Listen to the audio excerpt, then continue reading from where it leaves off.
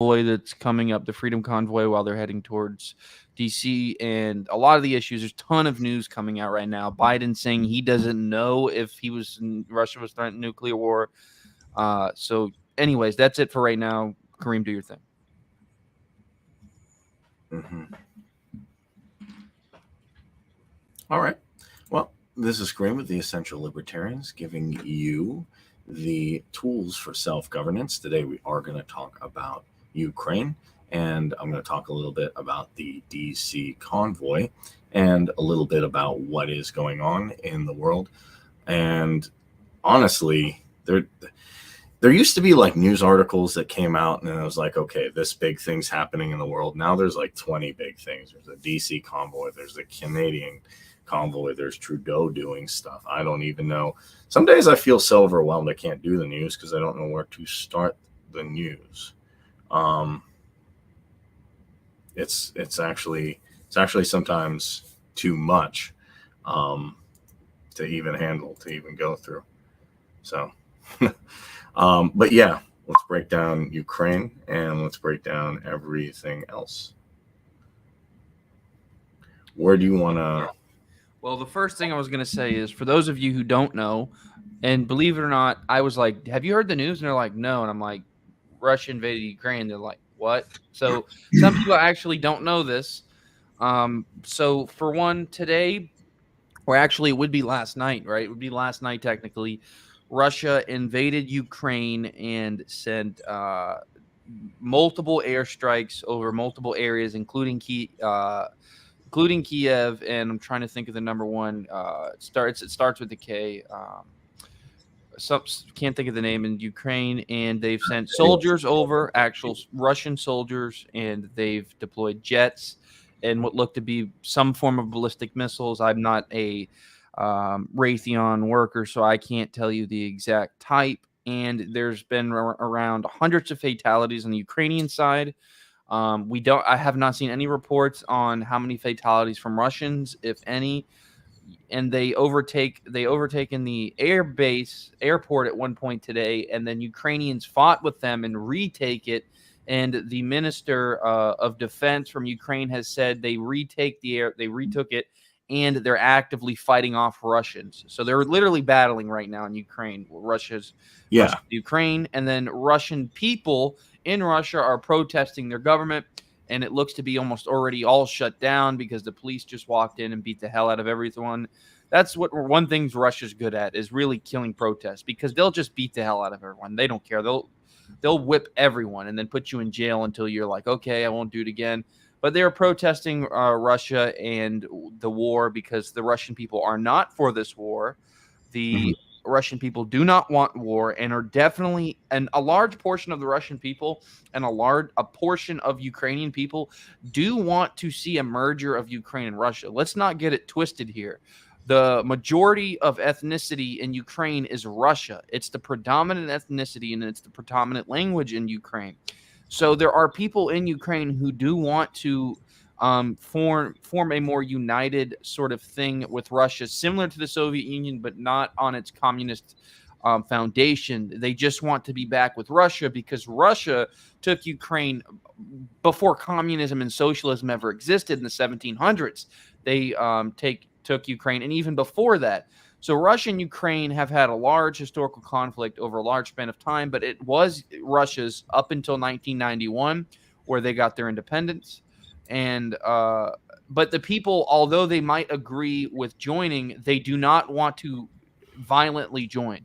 The Russian and the Ukrainian people who are in support of a Russia-Ukrainian sort of annexation or memorandum to combine the two, they do not want it done by violent means, and they do not want it done by invasion and by killing and by bombing. So Putin is going against his people here. It's quite clear the Russian and the Ukrainian people do not want this war.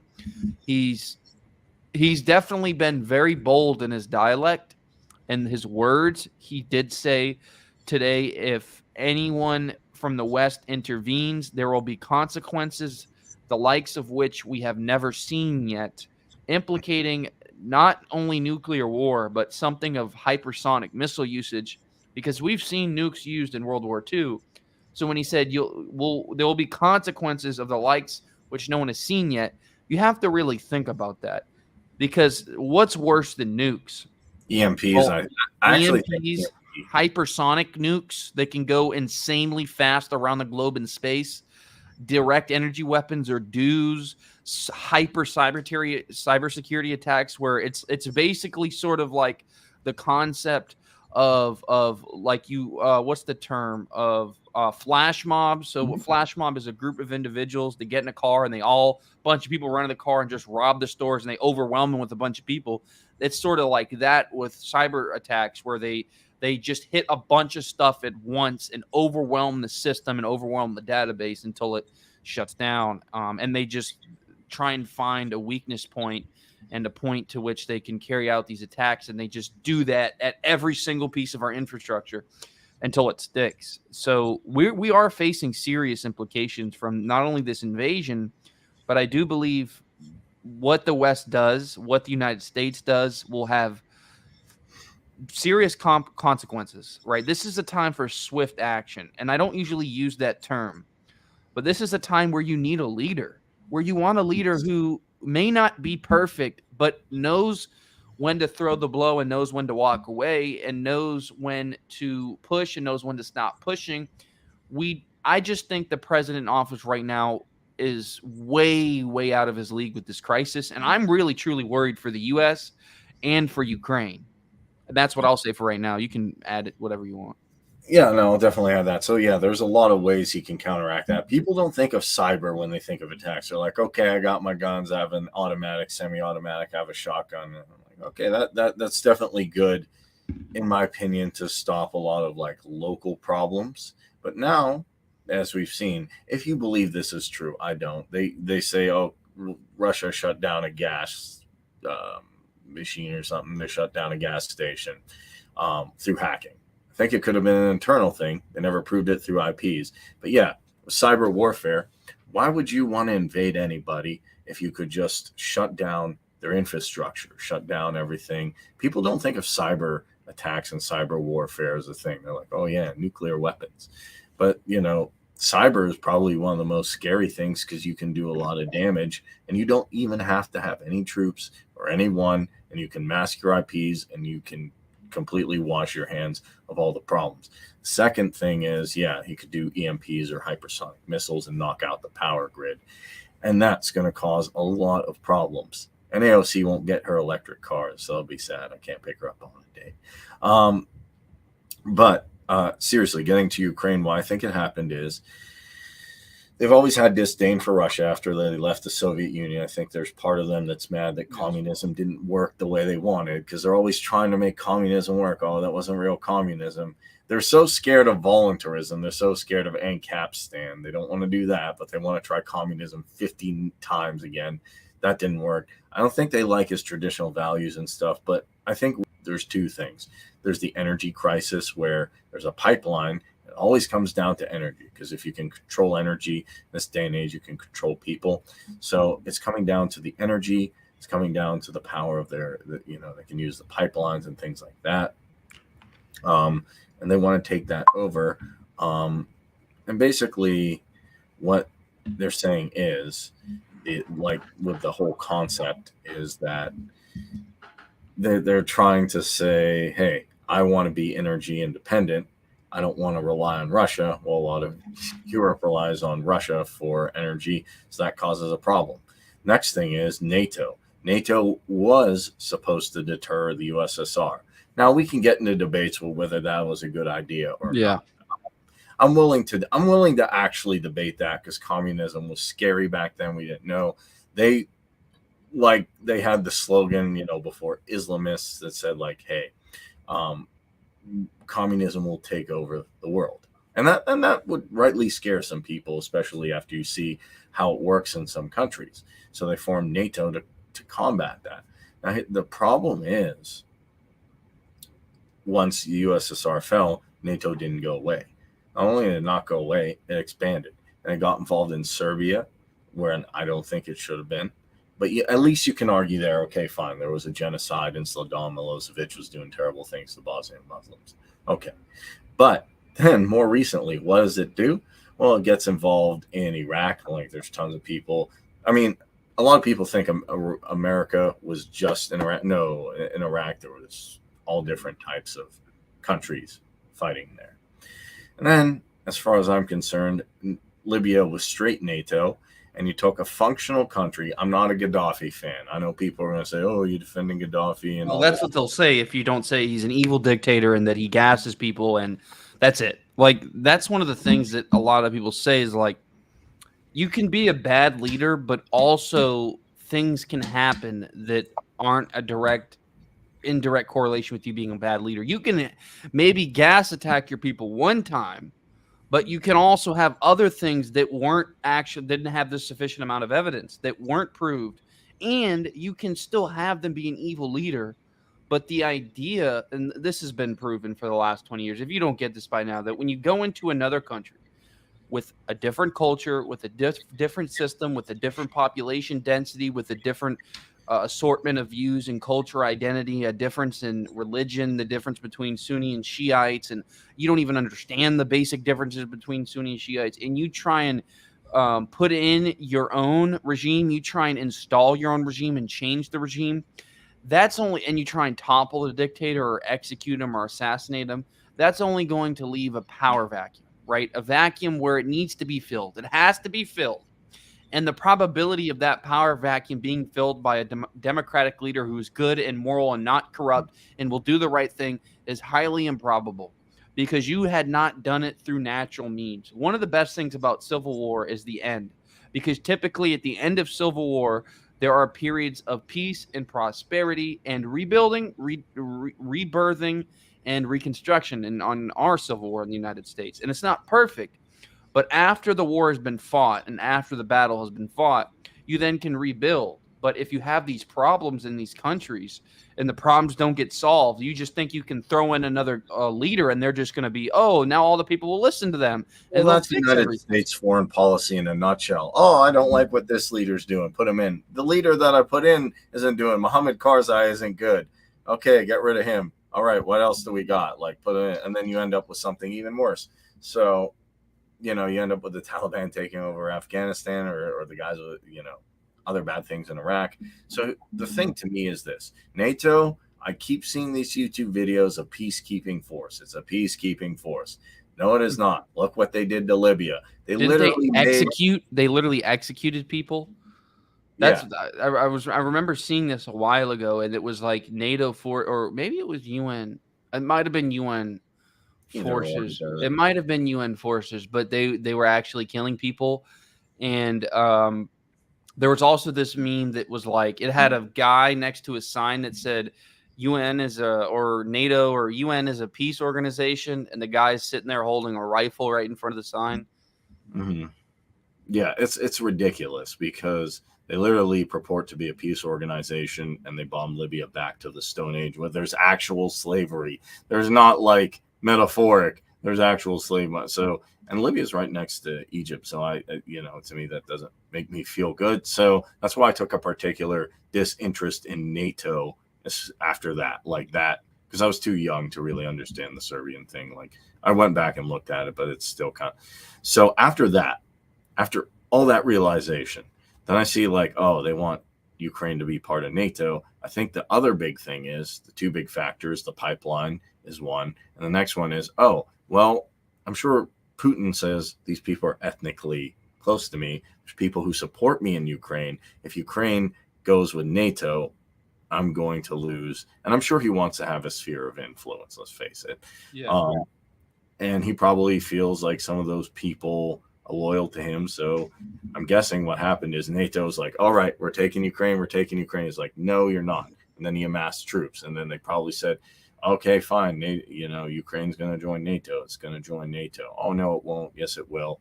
And he probably just said, you know what? I would rather, this would be my guess what his thought process is. I'd rather take and invade Ukraine than have them be part of NATO and have another country that's threatening me on my doorstep. Yeah. That'll make me feel even more uneasy. And a lot of people make Russia to be out this big, powerful military force when they literally have an economy the size of Italy. They're not that Well, big. the main thing people point to, though, Kareem, is their nuclear arsenal. They do have the world's largest nuclear arsenal. They do, but here's the problem. And and Putin can threaten, will do stuff, but if there's a response, well, then you get to play Fallout in real life, and nobody wants that. That's why, exactly. Like Ukraine has a big nuclear arsenal too, and actually, this is something I wanted to correct myself on. But Chernobyl, that's a scary thing, actually. Yeah. If you talk about that, because there was fighting near Chernobyl. From what I understand, they don't know the. They overtake it. As far as I understand, Russians have taken over Chernobyl. Right? Yeah. Did you hear that as well? I did. So it's a really complex situation, and I like Luke Radowski because he's like, it's much more complicated than people would like to admit, because China has a good relationship with Ukraine, but now we're seeing China put jets around Taiwan, and Taiwan saying we're not Ukraine, we're kind of with China. That's a whole mess in and of itself. I don't even want to get there, but it's not yet. It's just really confusing. I think people want to point sides. They're like, Putin's good guy, NATO's bad guy. Yeah. I think they're both bad. Putin did violate the NAP, technically. He did, yeah.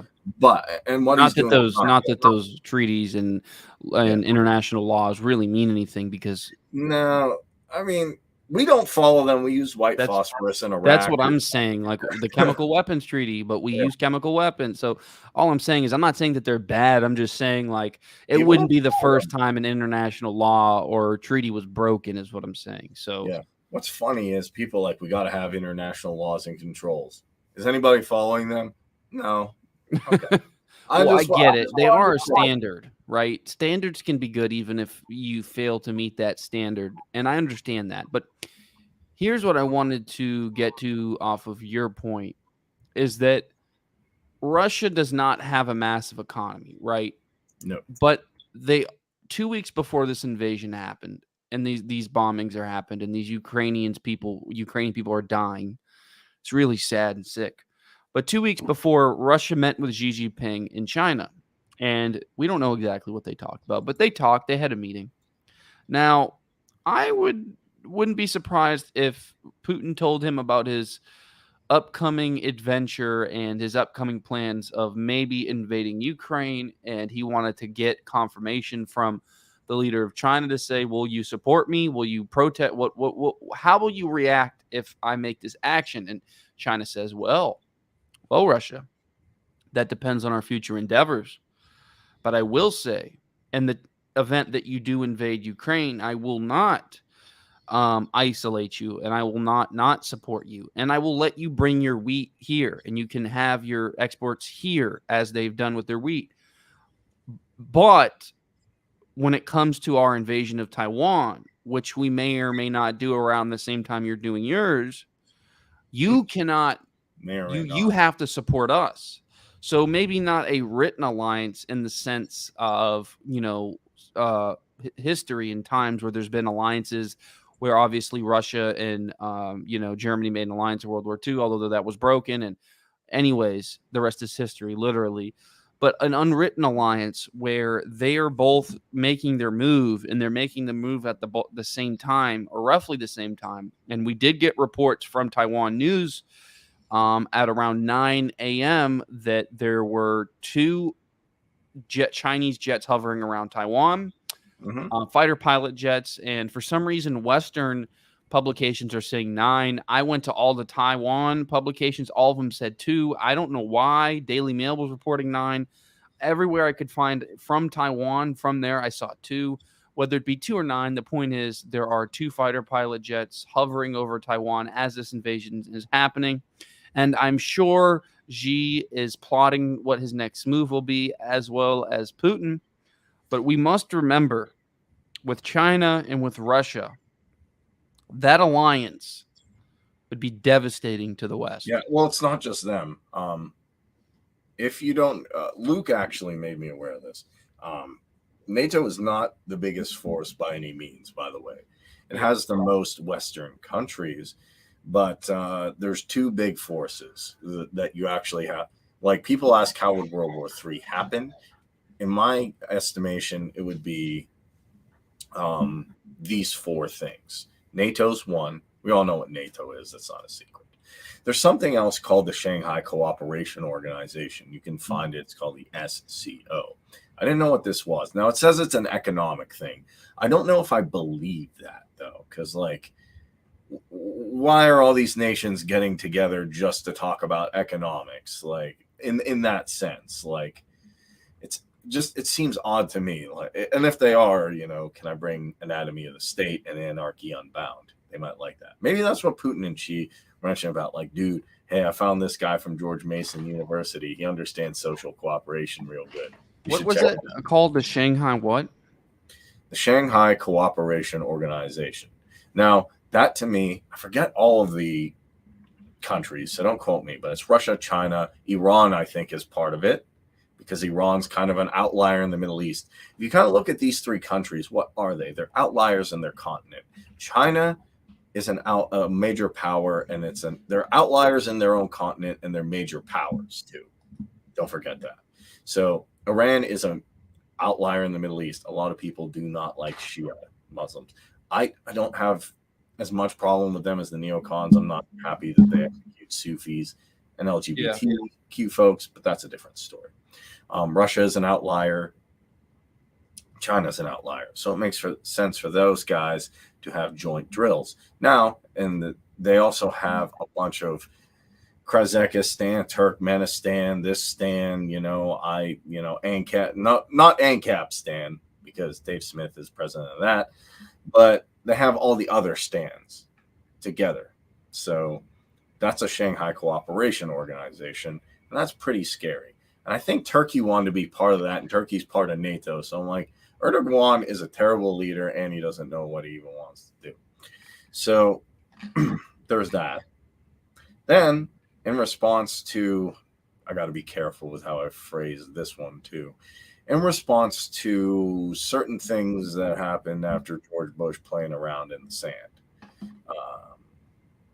Saudi Arabia, which is the worst country to do this, created something called the OIC. I just call it the Arab NATO. I don't particularly like it. It's just a conglomerate of all, like, the Arab and Muslim countries. It was used to fight the guys with the black flag. Let's call them that. And I'm like, do you need that? Like, to me, that seems like, oh, I have a fly in the house. Let me buy a Desert Eagle. That's kind of, to me, what that is. Let me buy. Now, I know they get some globalists to make some fancy semantics and kind of justify it, but you have the Islamic Military Counterterrorism Coalition, and Egypt's part of that, and that pisses me off more than anything else. So there's that. Then there's Quad, which is Australia, India, America, and Britain. And I don't know if the SCO has the same rule as NATO. If one gets attacked, they all get attacked, but it would kind of make sense if they do. And then the OIC. You mean like the Article 5? So we're talking the Article 5? Yes, like they invoked Article 4 today. The problem with all of these military alliances is one country gets annoyed at one gets annoyed at one. There's wars popping out. It has a way, bigger potential to escalate. You saw many countries got involved in Syria. You had Turkey fighting the Kurds. You had rebels fighting from the Pentagon, fighting rebels from the CIA. America there. You have Russia there. You have Iran there. You have Israel doing weird stuff. Yeah. God knows why. You have Lebanon there. You have America and France and Germany doing weird stuff there. And that's in Syria. So to me, these military alliances are not only dangerous, they put countries in a hyper global globalist position, right? They come from a globalist mindset that, like, maybe these policies aren't, like, necessarily inherently bad, but maybe it is the case that these globalist alliances, and I'm not necessarily trying to use that in a negative, derogatory term, but these alliances, which are inherently global, expand far within their reach and far beyond the capability of following, right? Because when you're talking about war, when you're talking about geopolitical issues, things get really complicated, things get messy. So maybe some of these alliances have really good intentions, and maybe they're not all like the World Economic Forum. But the problem is that you put sovereign nations and countries that need to protect themselves in a very sometimes negative or consequential predicament and situation when they're faced with a conflict. Because Okay, but now these NATO countries, I when would they're even faced with the push back conflict, a what? bit, though, in the sense that I bet you this: if you really sat down with good old Bill from Microsoft and be like, "Hey, you know, I didn't know Bill was good. here's what I don't. He's not, but here's what I honestly, Tim Pool made a good point one day, and I'm not defending him, but I'm trying to. If you sat down with Bill Gates and you're like, "Let me talk about sustainability. Where do you think the world's at?" And he say, "Well, there's too many people, that we don't have enough resources to handle this." And he's correct in the sense population density in the cities causes a lot of problems. And he's probably saying, "Oh, hey, look, here's my statistics with greenhouse gases and all this and cow farts." And I honestly don't believe he's sitting there going, I honestly believe he's looking at data and stuff that's skewed. He has very negative thoughts on how to deal with it, and he's probably saying, "Yeah, we can't just like." He goes on. I'm not too sure about that. I'm going to push back on that. I think Bill Gates is. I think the reason why I think that about Bill Gates, I do think that about a lot of other people that people assume are nefarious. And really, yes, I agree with you. But in Bill Gates' situation, the one thing that really made my mind up in his attitude or his mood and his direction towards malevolence, innocence, nefariousness, malice, or accidental atrocities, right? There's a lot of stuff going on there in those scenarios. But he had his depositions with the FBI, and there's hours and hours of this footage with the FBI, and he's acting psychotic, and you see how deranged he is. So in these deposition videos, one day I'll post them on my. I used a bad one. Let me use a better example. Let me use an example that drives home. The UN is Greta is a good example of that. I think she's really looking at the data and shit, and she doesn't want like people to suffer and stuff like that. Yeah.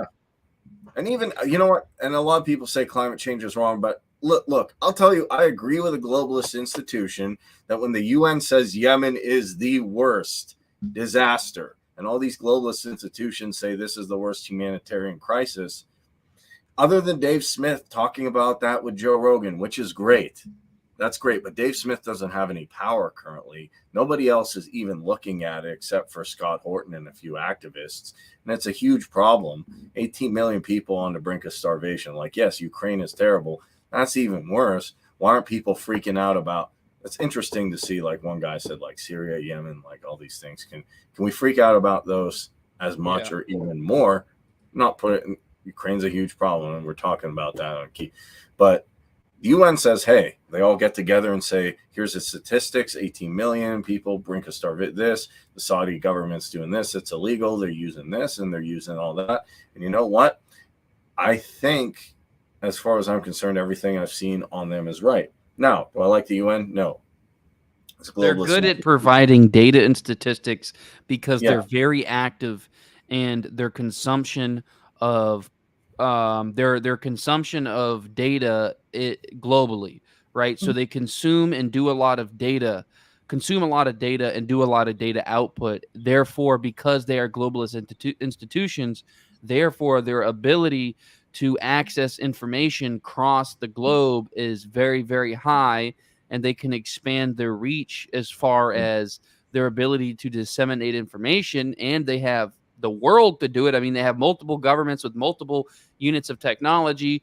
So I believe their data and their statistics on a lot of stuff. And I think that's what you're getting at, right? On foreign relations, when you pulled up like the medical procedures, the Council on Foreign, and you know what? One time the Council on Foreign Relations I did see was saying, hey, China, stop doing what you're doing with the Uyghurs. Does that make them good? Not at all. But like sometimes these globalists or This is globalist a perfect institutions segue, dude. This is a have perfect a good idea. Sometimes globalist institutions are start with a good idea.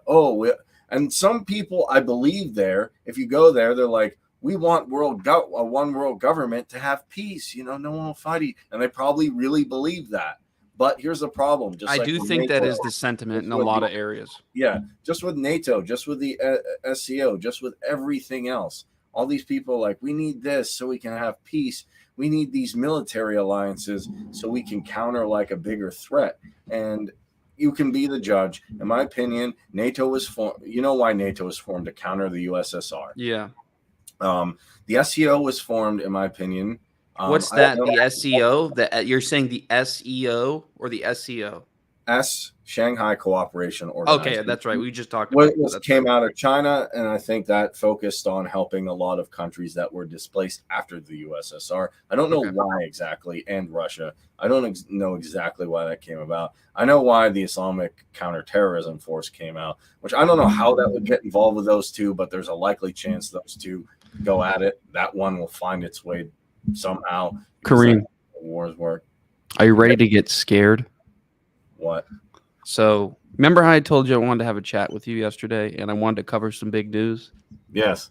Well, I've uncovered some very scary, damning evidence to probably, if not put absolute fear and certitude in the fact that a lot of these leaders in these countries are not only corrupt, but are actively working with globalist organizations and institutions to supplant their ideology. And it's usually the ideology tends to be a more leftist ideology and a more radical ideology that promotes things like equity as a thing that's positive. But really, their globalist agenda is to disrupt the global economy and implement a digital currency and a social credit scores so they can control everyone and that there is a unified one world government. Now, that sounds crazy and that sounds like a right-wing conspiracy theory. But if you allow me to share my screen. Yeah, definitely. I'm going to have to run to the restroom, but and then I'll wait for you to get over here. Because this is big people. You know what's funny? When I talk to conservatives, Trump introduced Klaus Schwab and he wasn't fighting with him and he congratulated him. Oh no, that's not true. Okay, fine. All right. Oh, hey, Biden, met with Klaus Schwab and all these people, and they're like, my guy's good. Putin did too. Yeah. Xi Jinping. Oh, that's not true. My team would never meet with him. Your team met with him. Oh, Dan Crenshaw wouldn't. He's fine. This is what I'm going to get into, because I actually uncovered a lot of stuff, and it was really sort of one of those rabbit hole situations where I wanted to investigate the Dan Crenshaw thing more. And then I just got, dude, I went down a rabbit hole. I was basically doing real legitimate investigative journalism. There's like 86 tabs open on my computer right now. And I wanted to look at all the donors who've ever donated to Dan Crenshaw's campaign. I wanted to investigate every donor. Then I wanted to investigate all of the other political candidates these donors went to. I wanted to look at the distribution of Democrats to Republicans from these donors. And it turns out the third largest donor to Dan Crenshaw's campaign ever will mostly donate to Democrats. But they also donated, they were the third largest donor to Dan Crenshaw. So that's a peculiar thing. And this donation, this funder, which I will get into, is also a major part of the World Economic Forum. And they run basically the largest lawyer firm in the world. And none other than Senator Hawley's wife was also a member of this large lawyer firm. And we'll get into it because it's very interesting how these things kind of connect in a little bit. And I'm absolutely not implicating Senator Hawley. I'm just speaking on his wife. But we'll get into it. Anyways, I want you to use the bathroom and come back. I did actually. I ran while you were doing. I like what? But yeah, you did really? Okay. Yeah. Right. I was super. Just went boom boom. But here's the thing. I even withheld judgment. I'm like, okay, maybe Dan Crenshaw didn't vote for red flag laws. Maybe he didn't vote for a database. Maybe he didn't. But then here's the thing. I kept looking and people kept pulling like stuff. Okay, fine. I'm not saying Reddit is like investigative journalism. I'm not James O'Keefe. I'm not Assange. I would never purport half of that. I'm a dude. I hit buttons on a computer and cool stuff happens, and I say woohoo. All right. And then I do that. But then I saw Tulsi Gabbard and Dan Crenshaw with this guy, and I'm like, who else is there? And I'm like, oh my God. Macron, Trump, Trudeau, Boris, like everybody. It's a big club. Have you ever heard that, George Carlin? It's a big club, and you ain't in Indeed, I it. have. Although I think some people, Trump really talked to everyone. I mean, for Christ's sakes, Trump was seen with Epstein. So I think Trump's a little different. Like, Trump wasn't a young global leader, which is one thing we're going to get into, which really details who's really involved with this. But so let's get into this. First, I'll play this video. And this video is really important because we were just talking about globalist organizations. We were talking about global organizations such as NATO and what is the Shanghai or the Shanghai Cooperation Organization. Okay, organization. So this really that is a good segue into this. I'm just going to play this video for you and for my viewers watching. What is important for me? And I have to say, when I mention now names like Mrs. Merkel, even Vladimir Putin and so on, they all have been young global leaders of the World Economic Forum. Mm-hmm. But what we are very proud of now is the young generation, like Prime Minister Trudeau, President of Argentina and so on, so that we penetrate the cabinets. So yesterday I was at a reception for Prime Minister Trudeau, and I know that half of this cabinet, or even more, half of this cabinet, are actually young global leaders of the World Economic Forum. And that's true in Argentina too. Wow. Yeah. Sorry. That's true in Argentina as well. It's true in Argentina, and it's true in France now. Mm-hmm. I mean, with the president, who is a young global leader. But what is important for me?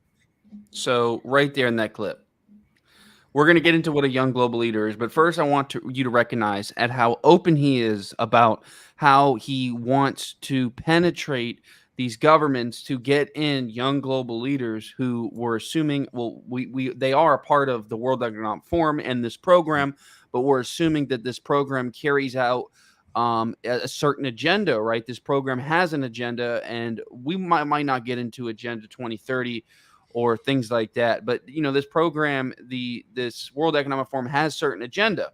And one of the agendas of the World Economic Forum, one of the most prominent agendas in the last 2 years, has been something called the Great Reset Initiative, which was an initiative that was actually turned into a book by Klaus Schwab. It was the book really before it was the real initiative that talks about a reset of global capitalism and to reset the global economy to install a sort of digital currency and what would be equated to a credit score, social credit score. But if you notice how open he is in saying that I walk into these administrations and half of the administrations were young global leaders. He's not hiding this stuff. This isn't hidden information is what I'm trying to get at here. This is all publicly available stuff, right? Yeah. That you know, you can see at any time. But the point is that's just one of the things I'm going to take you down. And I just want to hear your take on that. What do you think about that? Because I didn't know that. I didn't know that either. You know, all these people. At first, I just saw a few people. I'm like, okay, fine, Biden, Hillary. Okay, they're you know, deep statey. But then I'm like, oh, okay, they're young global leaders. Who's this? And I started to know Klaus Schwab. He's been around for a while, but knew that for a while. I also put a link to the Shanghai Cooperation Organization in the comments. If you click on it. But essentially, they asked Immortal Technique in an interview one time, what do you think about like secret societies like the Illuminati, or what do you think about like... They asked who? Immortal Technique, who's a rapper. Okay. But if you listen to his stuff, he's a lot different than the others. He'll actually talk about, in my opinion, real stuff, not just like, hey, I made a bunch of money and there's promiscuous women in low-income neighborhoods. So that's a nice way of saying, you know, what rappers talk about. But dude, that is so funny the way you describe that. You could just Promiscuous women in a neighborhood. Yeah. Stuff like that, Yeah, I get acquiring what you're a lot saying. of currency and promiscuous Yeah, women, engaging in misuse- criminal activity. and admiring the misuse of firearms. Anyway, Yeah, Immortal Technique's a real rapper, and they asked him, "What do you think of these secret societies?" Is like, you don't have to go to Adam Weishaupt. You don't need like these crazy, weird, weird rituals, even though they do them. You don't need any of that stuff. He's like, you can look at things like Raytheon, Boeing. They have a director there. They talk about global initiatives. Oh, but they're not saying something necessarily crazy and evil to your face. It sounds like when you well, listen to it's like being basically conditioned, but the word I'm really looking for is not only conditioned but normalized. They normalize this stuff. So they're just talking real global smart technocrat politician talk, but they're not bad. They're just talking, but when you really listen to what they're saying and really investigate it, it's like, no, they're talking about exactly what we think they're talking about, and they're doing it very openly and even arrogantly. Mhm. And that's exactly what they're doing. They're basically saying we're going to take, like George Carlin said, they're going to take everything from you. Be happy with what you got. Don't try, because he said like the owners of this country don't want that. Well, people are like, who the owners? That sounds conspiratorial. Like you don't have owners, they own you. And a lot of people in the truth movement are like, yeah, you actually do have owners. There are people who are controlling all the important land, all the important people in this planet, the judge, the city councils, that tons of stuff. And he's one of them. You don't have to go when you're going down the rabbit hole. People are like, oh, I want to go about what's a 33rd degree Mason? Like, I want to go there. Like, you don't have to go there. You just type in who is Klaus Schwab and you actually get some stuff. And Luke, at the beginning of one of his videos, did an excellent, whoever did this video did just an excellent job. You probably have seen it. And he does talk about that clip you were showing is from there. He also does talk about, like, oh, people think we're going back to the good old world, and we're not. That's not true. We're actually. Yeah, that's from Klaus Schwab. People think we're going back to the good old world. Someone edited old, this. but we are really going to the new normal, not the old world. Yeah. So, and he even said there's a need for a great reset, and it sounds like real professional. I can play it. You've probably seen the video. I can play it if you want. Yeah, you can play it if you want. Yeah.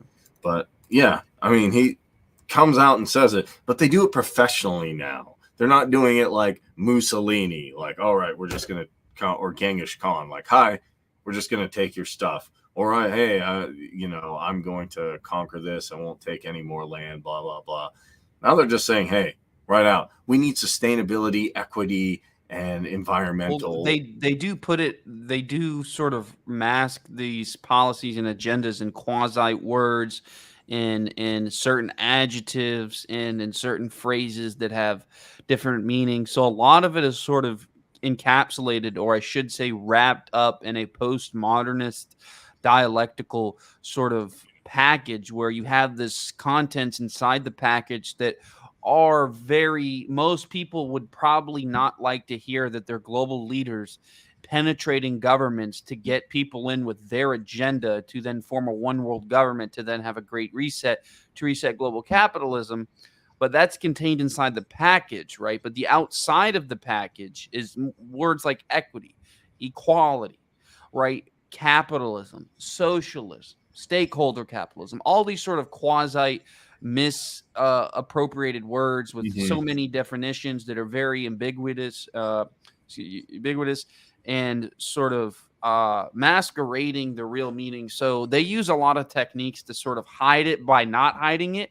You know what I mean? So like they're saying it openly, but they're using words that are fluffed up and have different meanings. Yeah. So they do. I really think a lot of it is strategic about what they're saying. It is. Trust me. George Carlin, the reason I think I opened this is because I watched George Carlin as a kid. I don't know if you did, but he talked about this. He's like, the CIA doesn't kill anybody anymore. They depopulate the area. Oh, that sounds nice. What are you doing? Oh, we shot 30 or 40 people. It's like, or they neutralize them. Like, he broke down everything in the language. He's like, nobody dies anymore. They pass away. Or when people are referring to their age, he's like, I'm 46-year-old young. He's like, you're using an antonym. It doesn't change it. So I think these people have convinced other people that, oh, if we use sustainability, if we use equity, if we use, diversity, if we use that, oh, that must mean we're doing something good. No, you're doing the same thing or worse.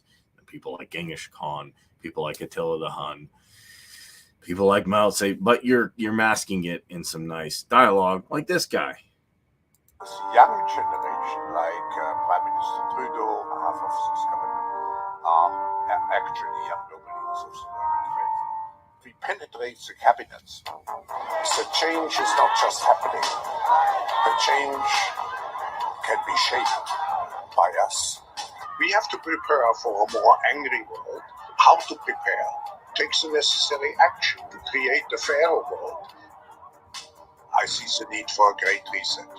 So people assume we are just going back to the good old world which we had, and everything will be normal again. This is, let's say, fiction. It will not happen. There is only one way this pandemic is going to go. It's going to get worse and worse and worse. The next crisis is already waiting for us around the corner, and it is the climate crisis. Oh. So, yeah.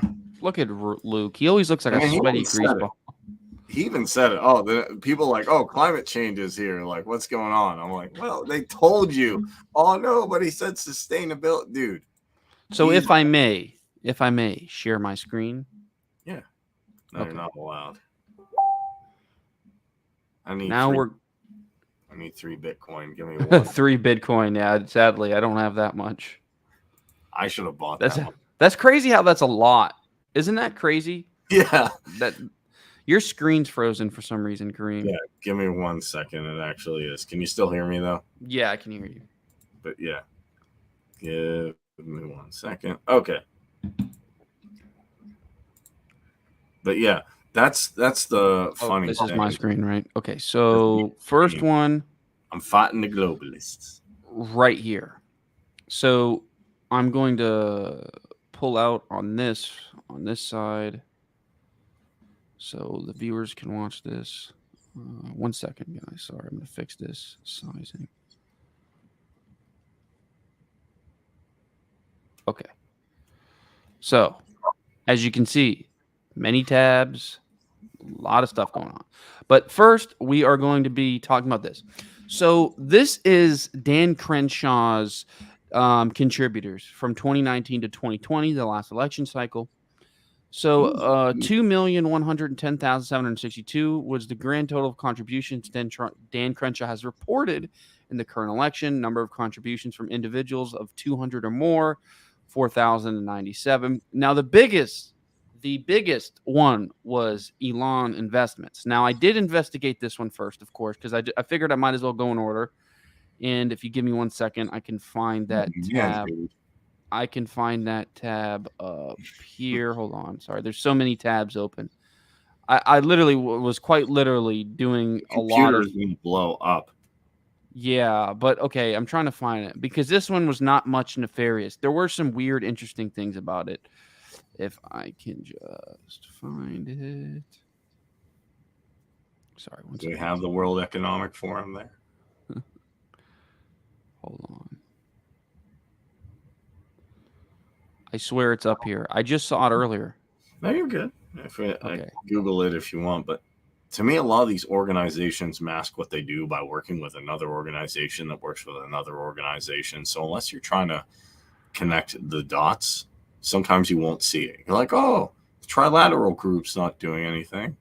The Council on Foreign Relations is good people. Now, another thing that you're going to see that popped up a lot in my investigation was the Rockefeller University. A lot. Quite a lot. And I uncovered something that's sort of scary because I uncovered a transcript from a young global leaders meeting from the World Economic Forum in the early 2000s or the mid 2000s it would be, right? Mm-hmm. and you can hear like it's basically a meeting, but it's on words, right? So this is it right here. Excuse me. Elon Investments, right? So they are mainly based in Texas, which is obviously where Dan Crenshaw is running. Now, Elon Investments portfolio has geographically diversified footprint, focused largely in high growth and high barrier markets with a particular emphasis on Texas. Expertly managed by Adira Communities, this portfolio is a collection of assets the company feels meet the risk. Now, you can go and look at its most recent acquisitions include Ariana Cyprus, Abdors of Dublin, the District of Orboro, and so on. So it seems to be mainly a real estate company. Nothing real nefarious here that I could find. Nothing real nefarious. But if we go back to this, I went to NORPAC. So I'm not even going to go ahead and find it. Oh, wait, right here. Perfect. Okay. NORPAC. Northwest grown for 90 years. Right there's their slogan. But basically, they're bipartisan, so-called bipartisan. That is not it, I don't think. Right there, a bipartisan multi-candidate political action committee working to strengthen the United States and to support for Israel. So, North Pacific Paper Company, right here as it is, an independent paper company based in Washington State. Interesting. And again, I didn't find really anything that nefarious with this. When I didn't see a trail, I didn't look too much into it. Okay, but I do want to show you that I'm not being biased here. I literally looked at everything. I couldn't really find anything bad about NORPAC, but it is. Oh wait, I think that was the wrong one. Here it is. NORPAC. I do want to kind of say something about this. Here's the interesting thing I did find. I see with Republicans now, which are getting some pushback, which is good. I'm not actually going to get into the politics of Israel and Palestine, but I will say this: a lot of people, senators, just unconditionally say it, and I'm always like, why is this like? Who's giving them money from where? And I see a lot of super PACs and this. And we're going to get into that. Yeah. So they're like, I support, they're our greatest ally. Why? They just are. Like, well, they're getting paid by it. This is sort of what I uncovered here. They're getting paid by a lot of pro-Israel organizations. This was, in fact, Dan Crenshaw's second largest donor.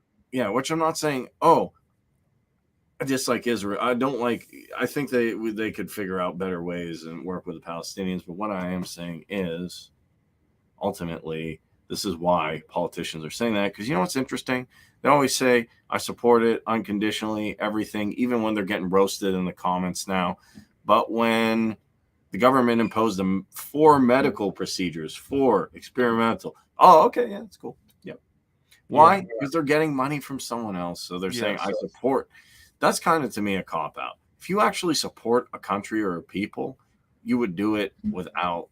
I mean, it's okay to get money. I'm not like anti-money here, but I'm just saying that it is interesting how this is their numbers. I'm anti-lobbying, though. I don't believe in lobbying. I believe you are there to represent the people of your state. If we have a representative republic at all, you're there to represent the people of your state and what they want. Well, the people of your state are presumably in America, and you probably want to do stuff for people in America, or at least don't do anything and just leave things alone. I'm okay with politicians who get in and don't do anything too, like Coolidge. If you're not going to actually represent, just leave things alone. To me, it's not that hard.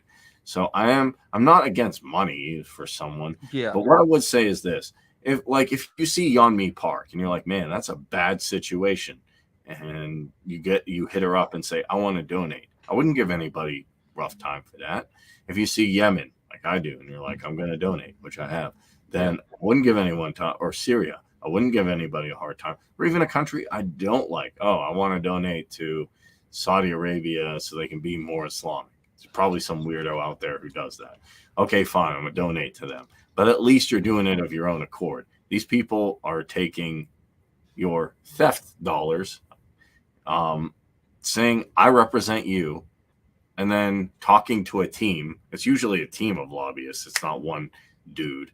And then getting money from them and saying, I support the great people of Michigan, but blah, blah, blah is our best thing. Or we have to care about Saudi Arabia. It's like, what are you doing? And sorry, I'm going on a rant on this. I'll stop. You're good. Go ahead. Peter Leeson explains why does Ukraine happen? Why does Yemen happen? Why does this happen? Why did this medical stuff happen? Why do things like Iraq happen? It's because of a economic school called public choice. And he explains tons of inefficient things happen because a lobbyist, a special interest group, and he uses steel, like a steel lobbyist can give money to politicians to enact tariffs. Generally, to me, tariffs make society poorer, or wars or anything like that. It doesn't help, but it happens because they have more votes than you can because they can lobby. And you're just a regular guy or gal. Like, you can't go to your state representative and pop down 15 million unless you're a billionaire, right? Yeah. Which was sort of the case with Trump and a lot of these other politicians who are on the rise, or I wouldn't say but a lot of these candidates who are looking to and Dave Smith, he's not a billionaire, I'm sure, but he has millions of dollars, right? Without a doubt, he has millions of dollars. I think he's done well. I don't even know if Dave Smith is a millionaire. I bet he is. But maybe he has money in crypto. He talked to Max Kaiser. I know he's got some Bitcoin. I think he's done all right.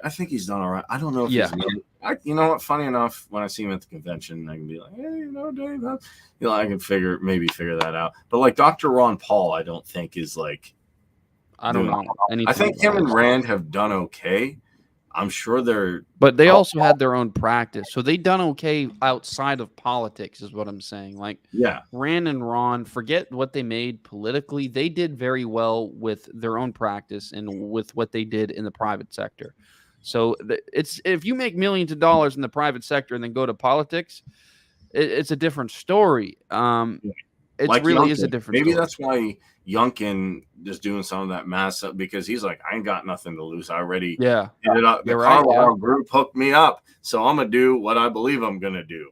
But usually, actually, I remember one guy, I was at a conservative patriot Trump type meeting, and one guy actually said, oh, don't go down that hall right there. And he's like, why? He's like, that's Dr. Ron Paul. I'm like, why? Why would I go down that hall? It's like he doesn't talk to any of the lobbyists. He doesn't talk to any of them. He won't, like, you'd be wasting your time to walk down there. He won't take any of that money. He won't take money from here or that or like anything. He won't listen to any of the lobbyists. I'm like, oh, okay. So sorry, I went on a rant. You're good. Anyways, so they're basically a pro-Israel. We can see in their legislation that they have giving aid to Israel and to stop Iran and their problems with Iran and the Palestinians. So let's get off of that right now. Let's go back to this website, which I recommend everyone to go and check their local politicians and where they're getting their money from. OpenSecrets.org.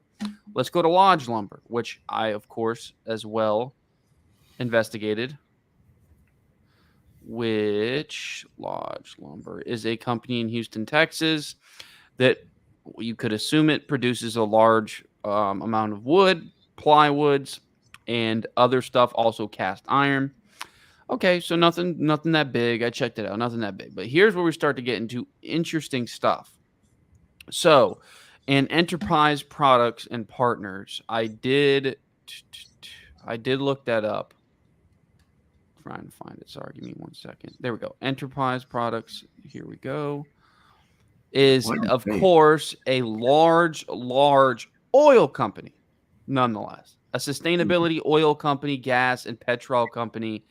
And they are one of the largest in the state of Texas. And they one of the largest midstream oil and gas companies in North America. Enterprise Products has a stock price, so they are a publicly traded company. Their stock are not doing too hot right now, but relative to it's actually on an uptrend to some degree. Nonetheless, it is an oil company. So let's go back to Open Secrets. We can see that the next one is Kirkland and Ellis, where this is where I got led to a bunch of different routes. But here, let's do Kirkland and Ellis. Wait, no, is that it?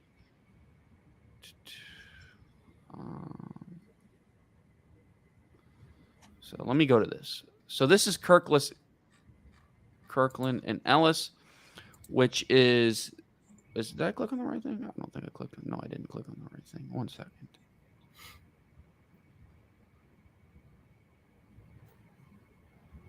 I just saw it right here.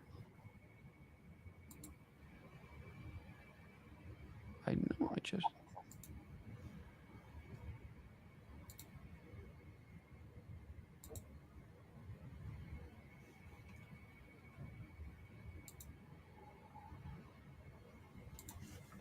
Right, mate. They're working with England.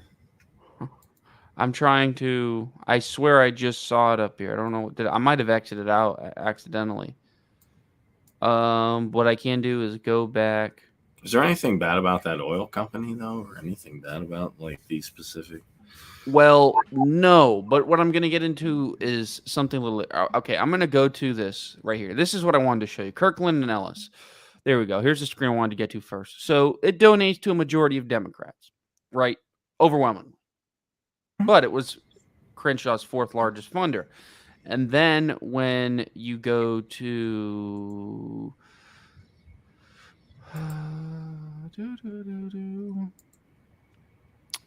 okay, Skade, and this is just one article. Skade and Kirkland lead DuPont's $11 billion sale of unit DuPont. Celanese. I don't know how to say that word. So listen, again, there's connections here, and I'm not done investigating. I'm not saying I have like a thorough story or anything, but DuPont has paired with Skadden, Arp, Slate, Menger, Flom in an $11 billion deal to afford its mobility materials business to chemical maker Solis Corp, which has tapped Kirkland & Ellis, a law firm, and Gibson Dunn as the crutcher to help initiate the deal. Now, here's what's interesting. I wanted to really get into, okay, I think this is the right one right here. Will it load? Operating officer. So, hold on. David Humphreys, advancing memory.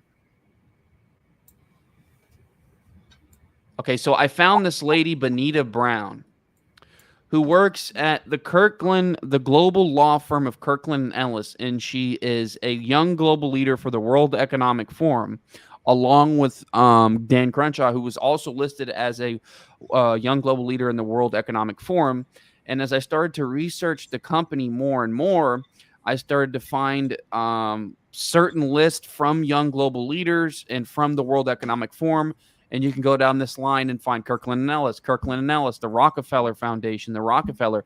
So this list right here is a very interesting list, because what this list shows you is the World Economic Forum on East Asia, and it shows you, so what I really was looking at is USA companies, right? So on the side, it shows you the region it's from, and then I went to USA Nike, the vice president, Nike Global Footwear Sourcing and Manufacturer, Mark Allen, who leads the global footwear sourcing aspect of the company, none other than a young global leader and part of the World Economic Forum. I went to New Media Group, right? Mongolia, excuse me, that's not the right one. Bloomberg News, right? Member of the young global leader, World Economic Forum. Let's go back to the USA. Senior Vice President and Business Leader of Energy Insight, none other than a young global leader of the World Economic Forum. None other than IBM research scientist, one of the leading research scientists, Solomon Ansefa, was, of course, a member of the young global leader World Economic Forum. And if we go down, we continue looking at director of sustainability, a very, very high-level director of Walmart, none other than a young global leader. And we keep going down to that one really doesn't matter. General Electric, they're listed on here. I think I counted 8 times. GE is massively connected to the World Economic Forum. In fact, they're one of the most connected as far as United States companies go, other than things like the Rockefeller. You see GE on here again. And then you go down here and you see Columbia Law School. For some reason, there's a professor of law who's involved, who's a young global leader. There's tons of professors on here. So this thing is a list of all the individuals and companies. So it's the individual, right, what that title is, what company they work for, what the position that company is. And there's politicians on here as well. So people within the government sector who are, in fact, young global leaders and do work with the World Economic Forum to make sure the policy and agenda of the World Economic Forum gets put through private companies and through policy when it comes to government. So you can keep going down here. Oh, there you go. Benita Brown, partner, Kirkland & Ellis, USA. And then you keep going down and you're like, wait a minute. International Justice Mission, Director of Operations in South Asia, Blair Burns. Oh my God. You keep going down here. Member of the Management Committee of Bridgewater Associates, none other than Nico Canner. And then you keep going down here and you find the founder and executive director of the Designers Accord. You find none other than, where's the next one I was looking for? Because this gets crazy. I'm telling you, this gets really crazy. So there was a YouTuber that actually said, really what globalism is like nice rebranded imperialism. Well, how do you take over something? Yeah. Oh, we put all our, okay, fine. We're not going to ransack a village anymore because now people can see that we have social media. Okay, how do you want to do it? Well, let's have a globalist institution. Let's get all our people in these private companies. And then we can get a lot of Beltway libertarians to not even, and conservatives to look like this, because they say, come on, man, it's a private company and do whatever they want.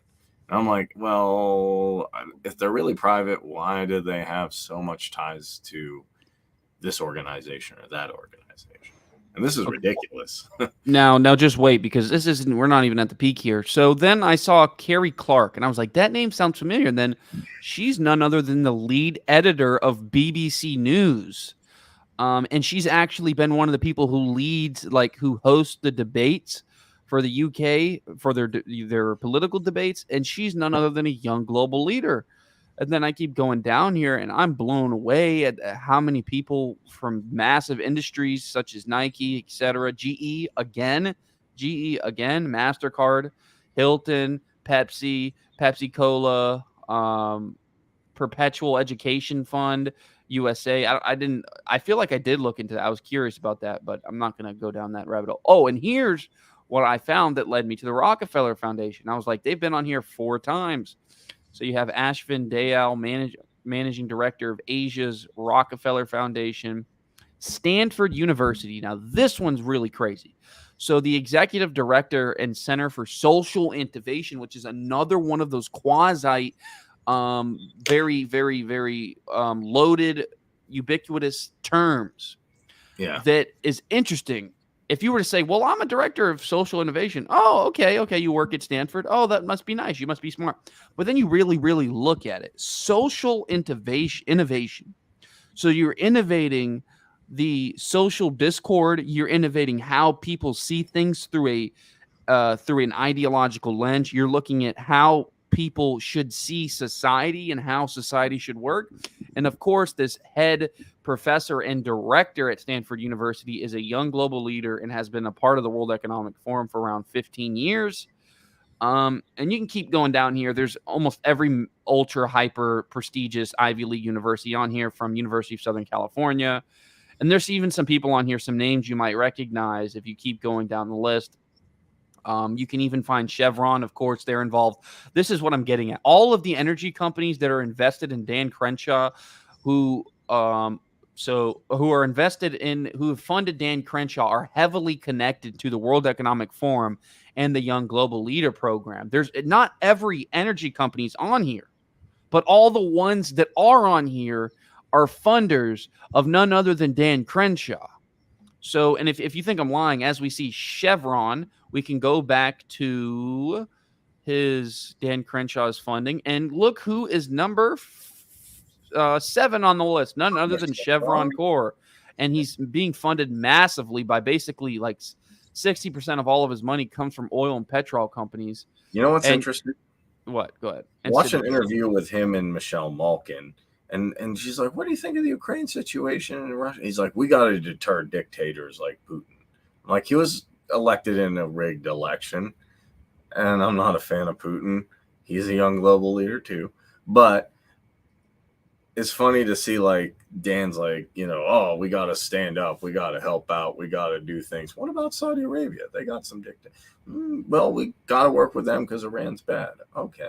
Well, out of all this, to me, it's like, what can I say to the camera that sounds nice and tough, sounds like I care about people, while putting in checks from, these global companies. And the funny thing is, too, a lot of these people will tell you, like, no, I just care about this, or I care about this cause, I care about this. I don't have a ton of money. There's no insider trading, none of that. And then you look at their portfolios and their information from people who just don't take it. I'm like, wow, they really are they really are globalists. They're just hiding behind like a sheet of patriotism or a sheet of something else. So, yeah. Yeah.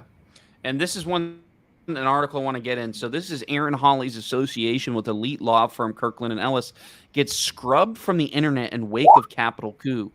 So Eric Hawley, the wife of Senator Josh Hawley, who a lot of you may have heard, was listed as of counsel to the appellate practice of Kirkland and Ellis LLP as recently as January 6th. The day the Capitol coup took place, Hawley's bio associating her with the firm has since been completely scrubbed from the internet. So I'm not going to read this whole article because I have a lot of stuff I want to show you guys. But that was an interesting thing. Now, all of her relations with the company were completely gone. You can't find what she did, exactly the clients that she had, the nature of her business, the nature of her position, all gone from the internet. And she is the wife of Senator Hawley. So, not this. Sorry, I have to find...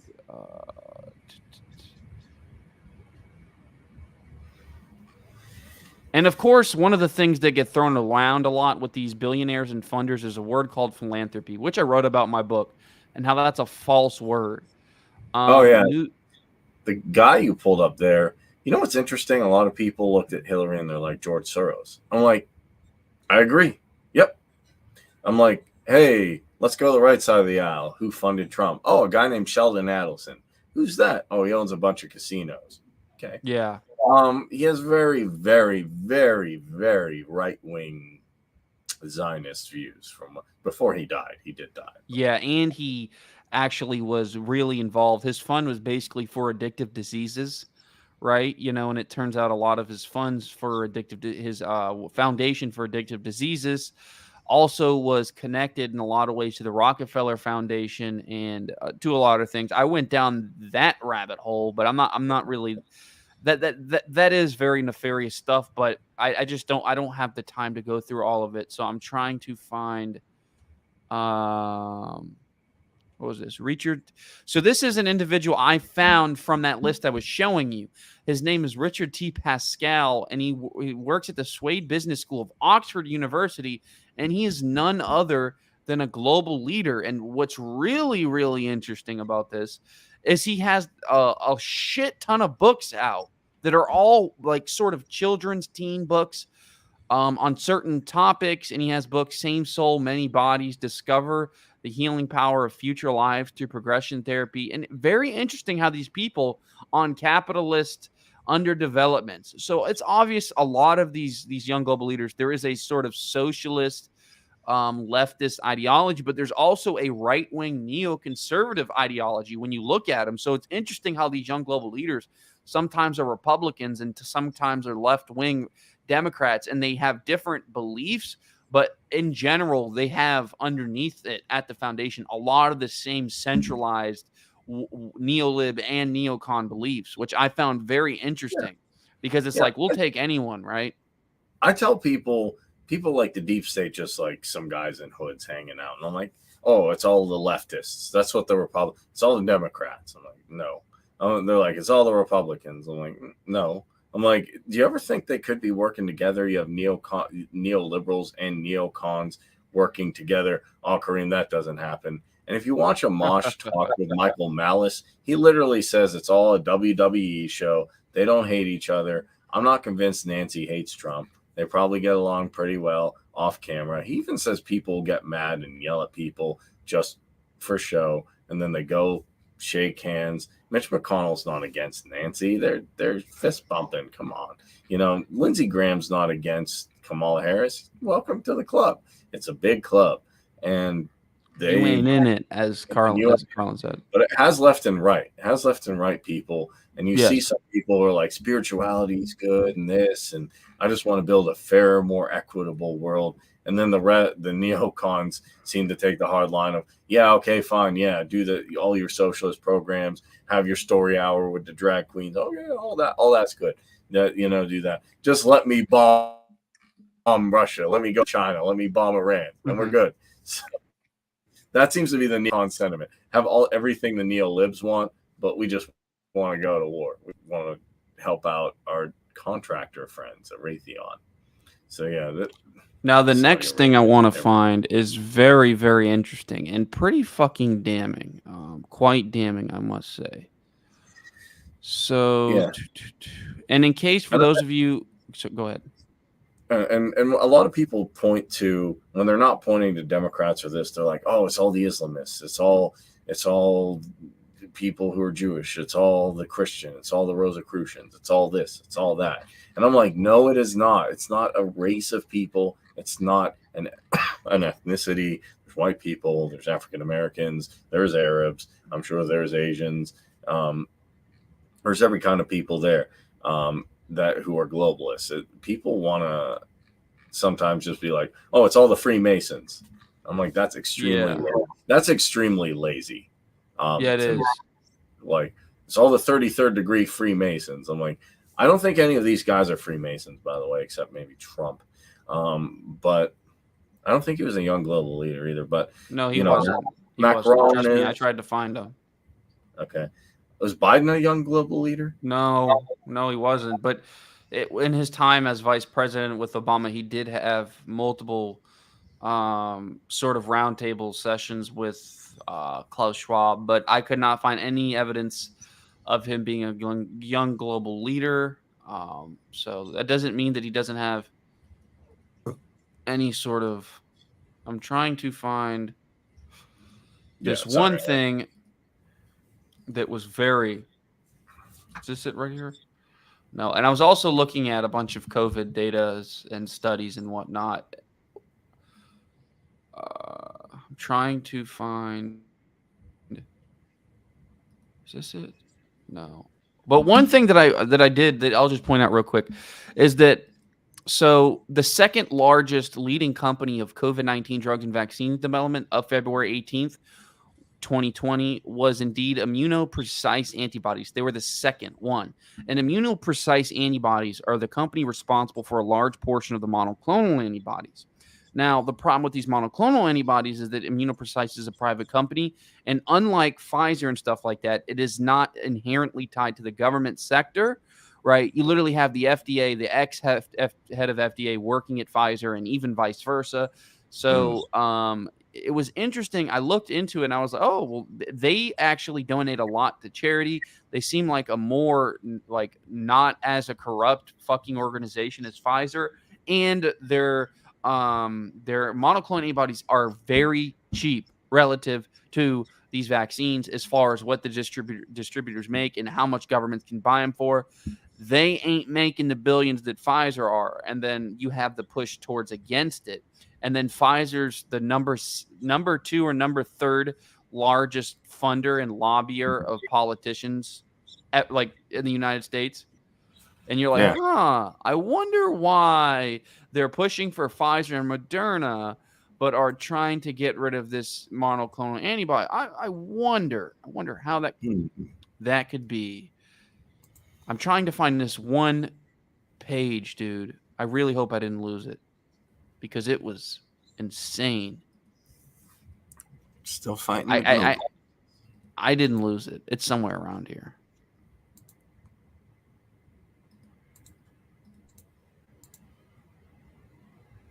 Oh, and one thing I found interesting that Thomas Reuters, who was the chief executive officer of Reuters, was a young global leader, and he worked for the World with the World Economic Forum. So how would you, based on your thing, like, I know that's a nice sounding term, like, oh, you're a young global leader. Sounds pristine. Like, oh, you put that on a resume. Like, wow.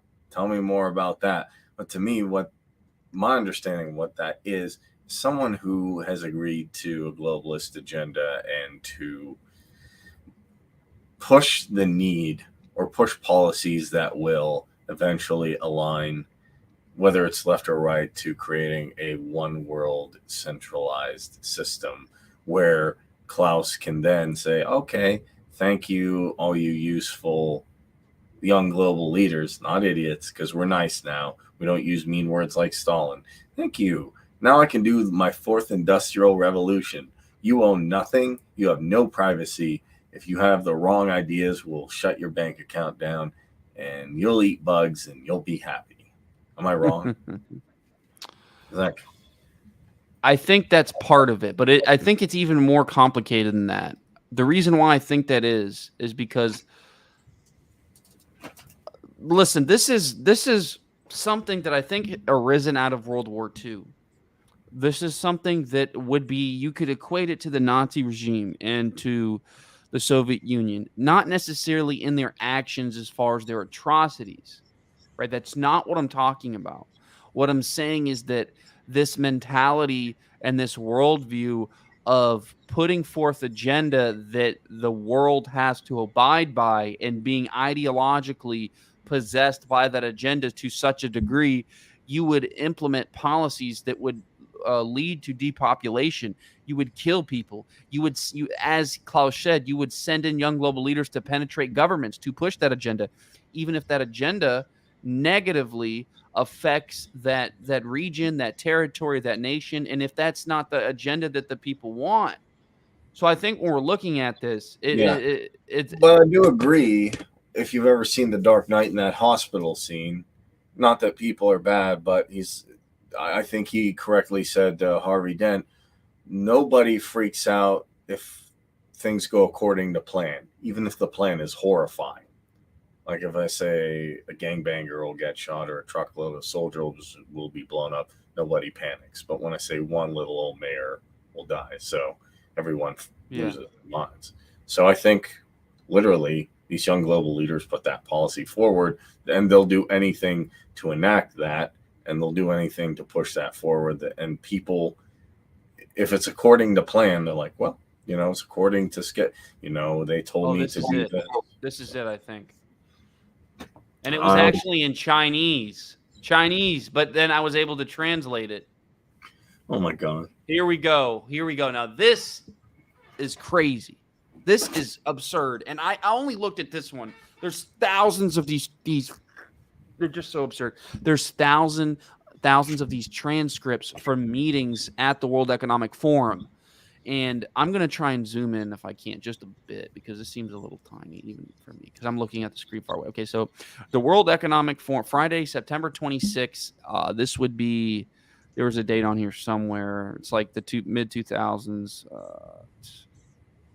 somewhere on here. Anyways, September 26th, the World Economic Forum's communities and teams will participate in a series of events on the 26th of September in the preparation for the 2008, there you go, annual meeting of the New Champions. They have this other program, which is something a little bit above the Young Global Leader program, which is the New Champions program, which is basically young global leaders progressing and getting into that program, and then eventually going from New Champions to well, there's a certain term Klaus uses for them, to agenda makers. I think that's what he said, agenda makers. From 27 to 28 September, in addition to the sessions listed in the schedule, events in the following communities will take place on the 26th of December. Mentors working group for the annual meeting of the New Champions Working Group on Gender Equality in Asia. Remember, this is 2008. Gender Equality in Asia, Corporate Global Citizenship Program. These are some of the agendas that they're talking about. Global Agenda Committee, Global Growth Companies Advisory Board, Global Risk Management, Industry Partners, International Media Council. They have a media council, by the way, that oversees MSNBC, CBS, BBC, basically every major mainstream news. And they actually get their agenda pushed down from the International Media Council. Mayors, delegations, media leaders, efficient cities program, social entrepreneurs, technology pioneers, and none other than young global leaders and the young scientist communities, which would be the young global leaders, but specifically for people who work in the science domain. There's hundreds of people from MIT. Oh, I got a question now. What? Was Fauci or Bill Gates one of the young scientists? I was getting to that, and then I had to stop to do life again because I was like getting sucked into it. But I was trying to look into that, and then I had to leave and stop. Now I'll look into that. I will look into that. Okay, so this is the translation. So at 8 to 9 p.m., social breakfast, industrial tours, Tanzan industrial tour, environmental protection. Okay, here we go. The secret of success in China. Now, this is where things get really interesting because this is a seminar that wasn't really even supposed to be translated into American, but because of new technology, it is.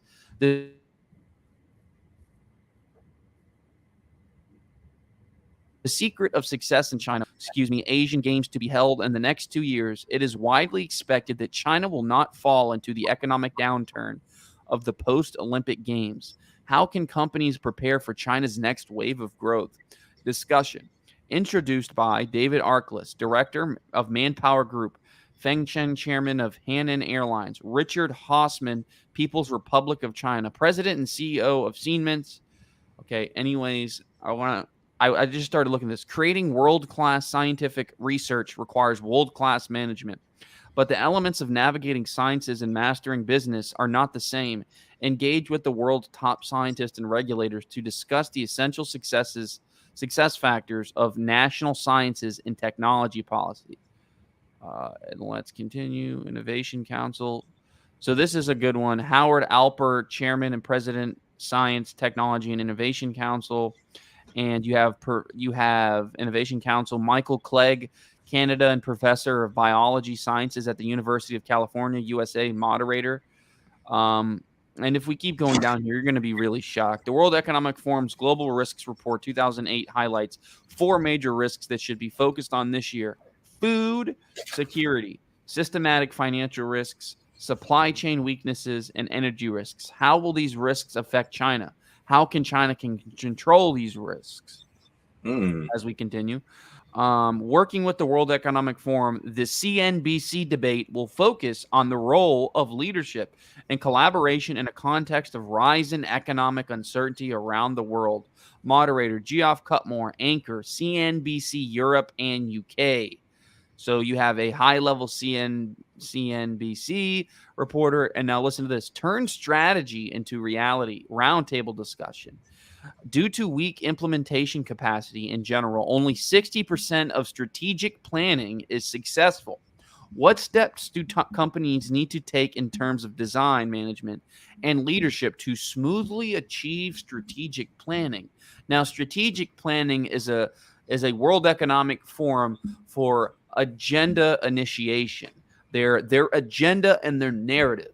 When they're talking about implementation, they're saying 60% of their full narrative and agenda is actually being implemented in companies and in governments.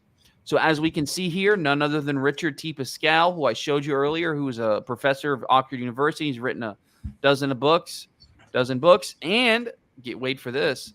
So as we continue to go, this is briefing, design competitive advantage for global growth companies. Talk to top experts in design and innovation to understand the value of design for global growth companies. Design should be a strategic priority for the company. And you have Tim Brown, President and CEO of IDEO, which you can go ahead and look that up. Brian Collins, Chairman and Chief Officer, USA. And you have Alice Rawthorne, Design Critic.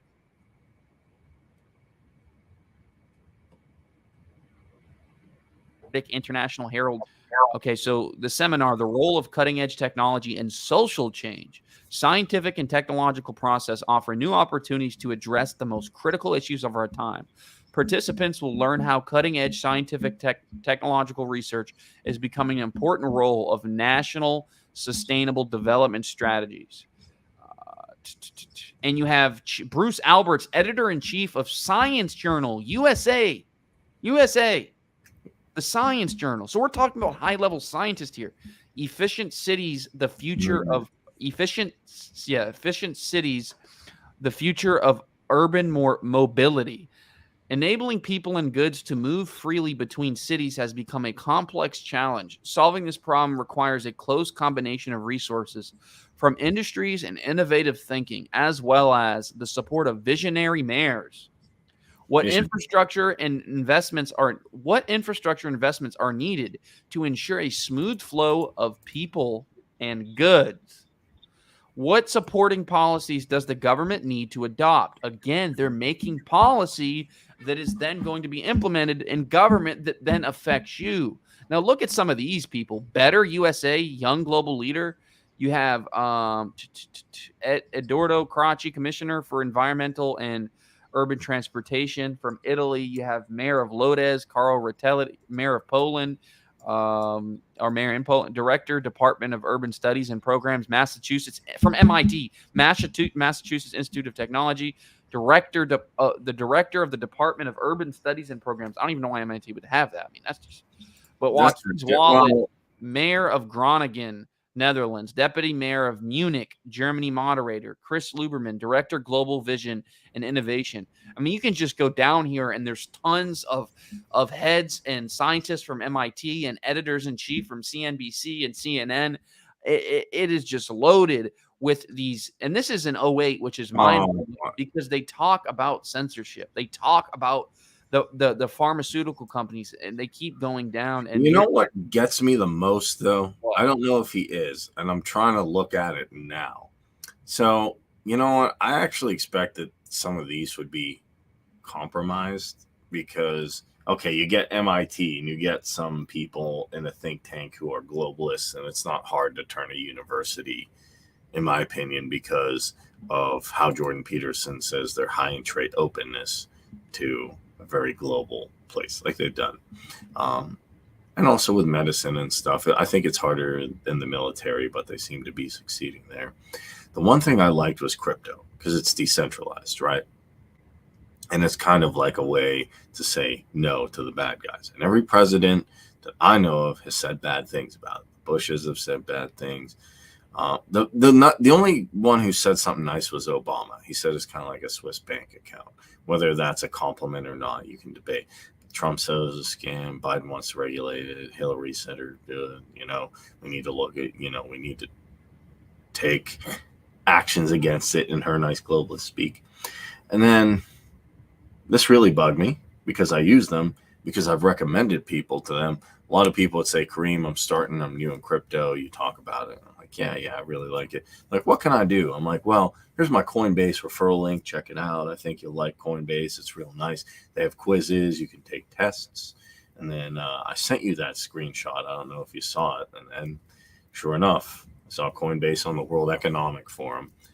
And now I'm wondering, is Brian Armstrong their CEO, global leader? Sorry if that's a weird question looking at all of this, but that I was shocked because I'm like, come on, crypto's the way. Like the punk. Coinbase, listen, there's tons of exchanges out there. So that's what's cool about cryptos. Like, let's just say Coinbase has been compromised in some way by the World Economic Forum. And I want to be clear in this. I want to be very clear, not only for YouTube, but for the viewers. I don't think everything they do is malevolent and evil. But at the very foundation of their belief, there's a problem.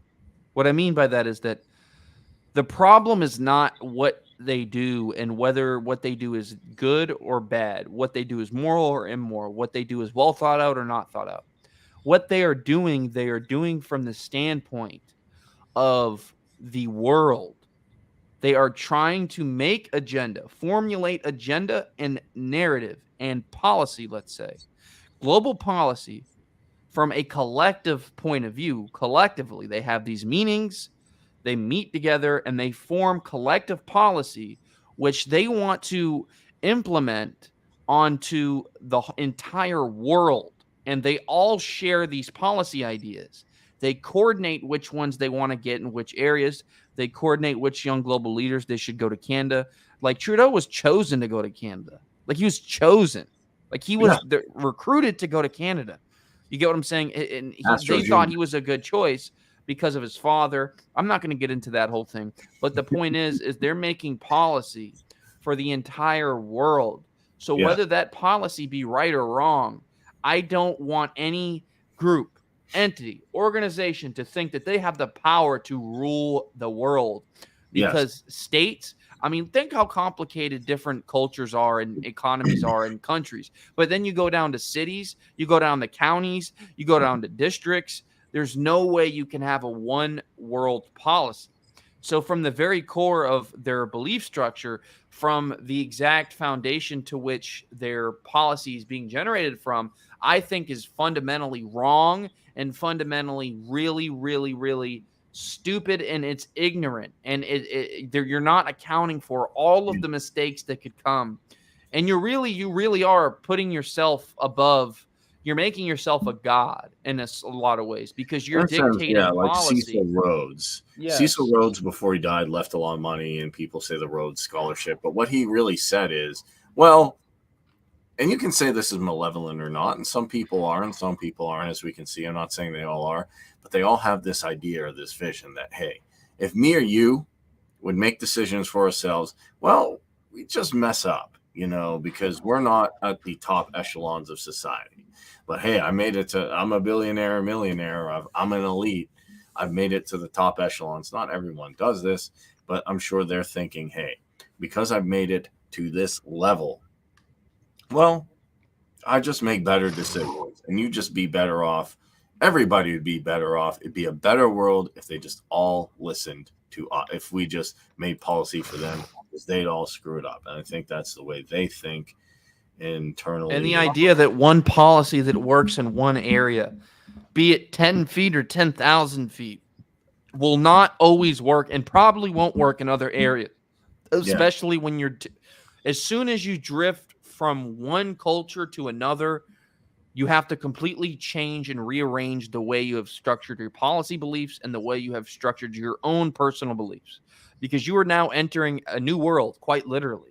You're entering a different world that has a different set of moralities and fundamental principles by which they live by. A lot of times a different religion makeup, right? There's another religion that makes up their entirety, a different belief structure, and a completely different view on what is right and what is wrong. So the idea that let's just say this is all coming from a Western point of view, which I don't even think that's true to say. I think a lot of it is coming from like a very authoritarian, global, quasi-capitalistic point of view and corporatism. I think that's a lot of it. But let's just say it's coming from a Western point of view. The Western way of life, we have seen before, no matter how hard we push it onto Middle Eastern countries, it doesn't work because our way of life is bad. That's not why it doesn't work. It doesn't work because our way of life is our way of life. And they live their life differently because the way we see right and wrong differ from the way they do. Therefore, to try and implement our worldview on another world, it will not work, and it will probably end in disaster. Yeah, in the George Bush days, a lot of people said, oh, just give Iraq our democracy. Just give them a Jeffersonian democracy, all work out. I'm like, how do you know that'll work there? And one, even if it would, why do you want people all to live? Maybe people don't want to live like you. And people are like, oh, no. The neocons, I think the neocons also want to show for the defense contractors, but I think a lot of them do believe, oh, well, let's just put Jeffersonian democracies everywhere and the world will be fine. You just overthrow the leader you don't like. Funny enough, they don't want to do it with Saudi Arabia, which is a theocracy. But yeah, if you overthrow the leader we don't like, Saddam, and put a Jeffersonian democracy, we can make Iraq democratic. And that didn't work. And literally, I've talked to Muslims who tell me this, whether you think that's right or wrong. And I have nuanced views about it, but they've literally said, look, Kareem, the Constitution, all that stuff's okay, but Sharia law comes from God or Allah in their case. So we want to live by Sharia law, because that comes from God. Now, it doesn't exactly. It comes from an imam. Yeah. An imam looks at the Quran and says, here's how we're going to. It's an interpretation. Yeah. So an imam is interpreting the word of God and putting it into law. So it's not directly coming from God, but I get what they're saying. But and you can say Sharia law is good or bad. Somalia used it after the government collapsed. And so it does promote social cooperation to me in some level. I don't want to live under it, but I will say this. If some group or region says we want to do English common law, we want to do Sharia law, we want to do Brahman law, we want to do here, we want to do constitutional county, then that might be what's best for them.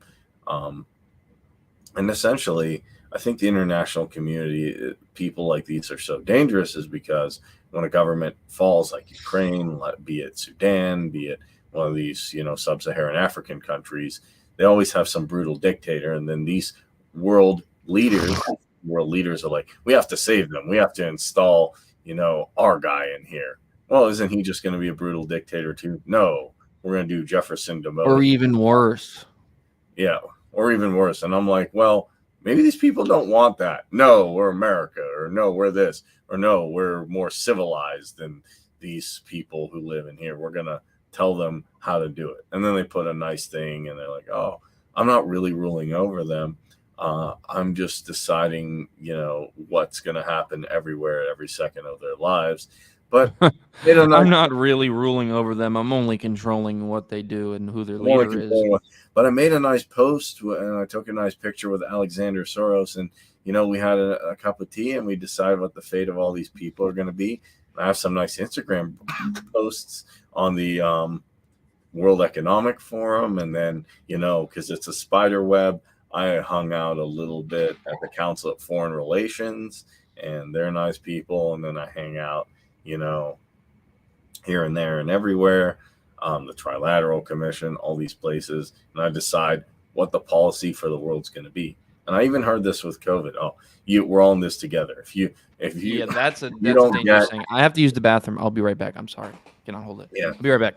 And there's also phrases, that people talked a lot about, like, hey, if you don't, get this thing, then mine doesn't work. So it's all about collectivism. These are all collectivist institutions. So, yeah, going for a wow. So I'm just going to chill here for 1 second and check my messages.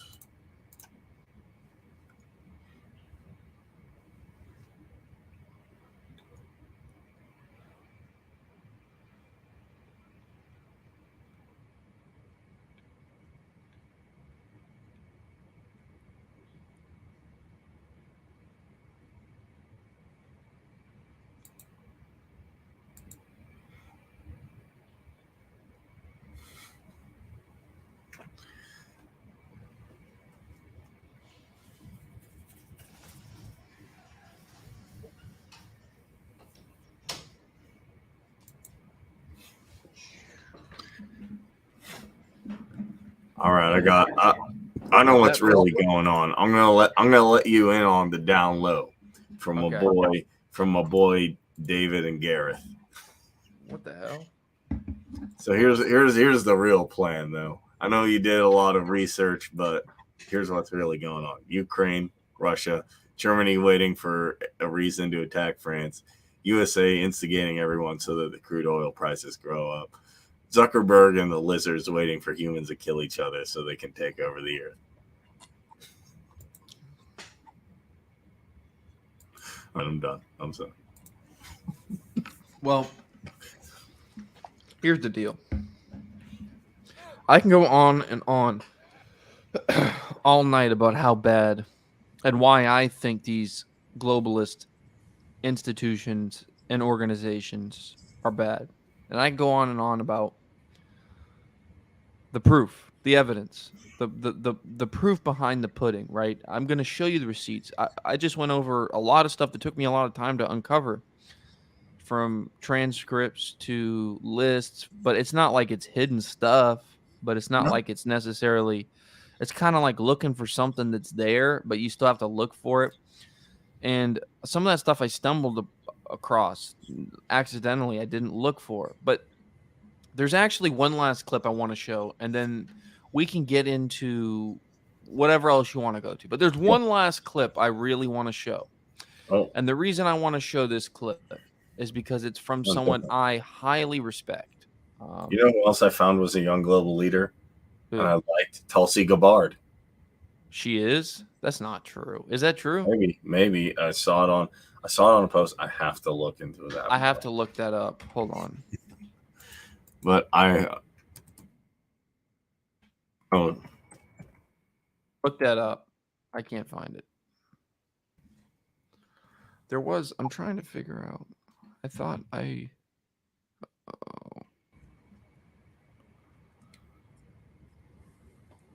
okay. And this is someone I liked. Yeah, I like Tulsi. I liked Tulsi. Oh, God. Don't tell me Tulsi's compromised. All right. Oh! No! Because after this happened, it became kind of who I'm not saying she's a bad person, but I don't know who. What does it say? Just read a little bit of that. What does it say? Bard grew up in beautiful Hawaii. As a teenager, she co-founded an environmental nonprofit called Healthy Hawaii Coalition, focused on educating children about protecting Hawaii's environment. That's good.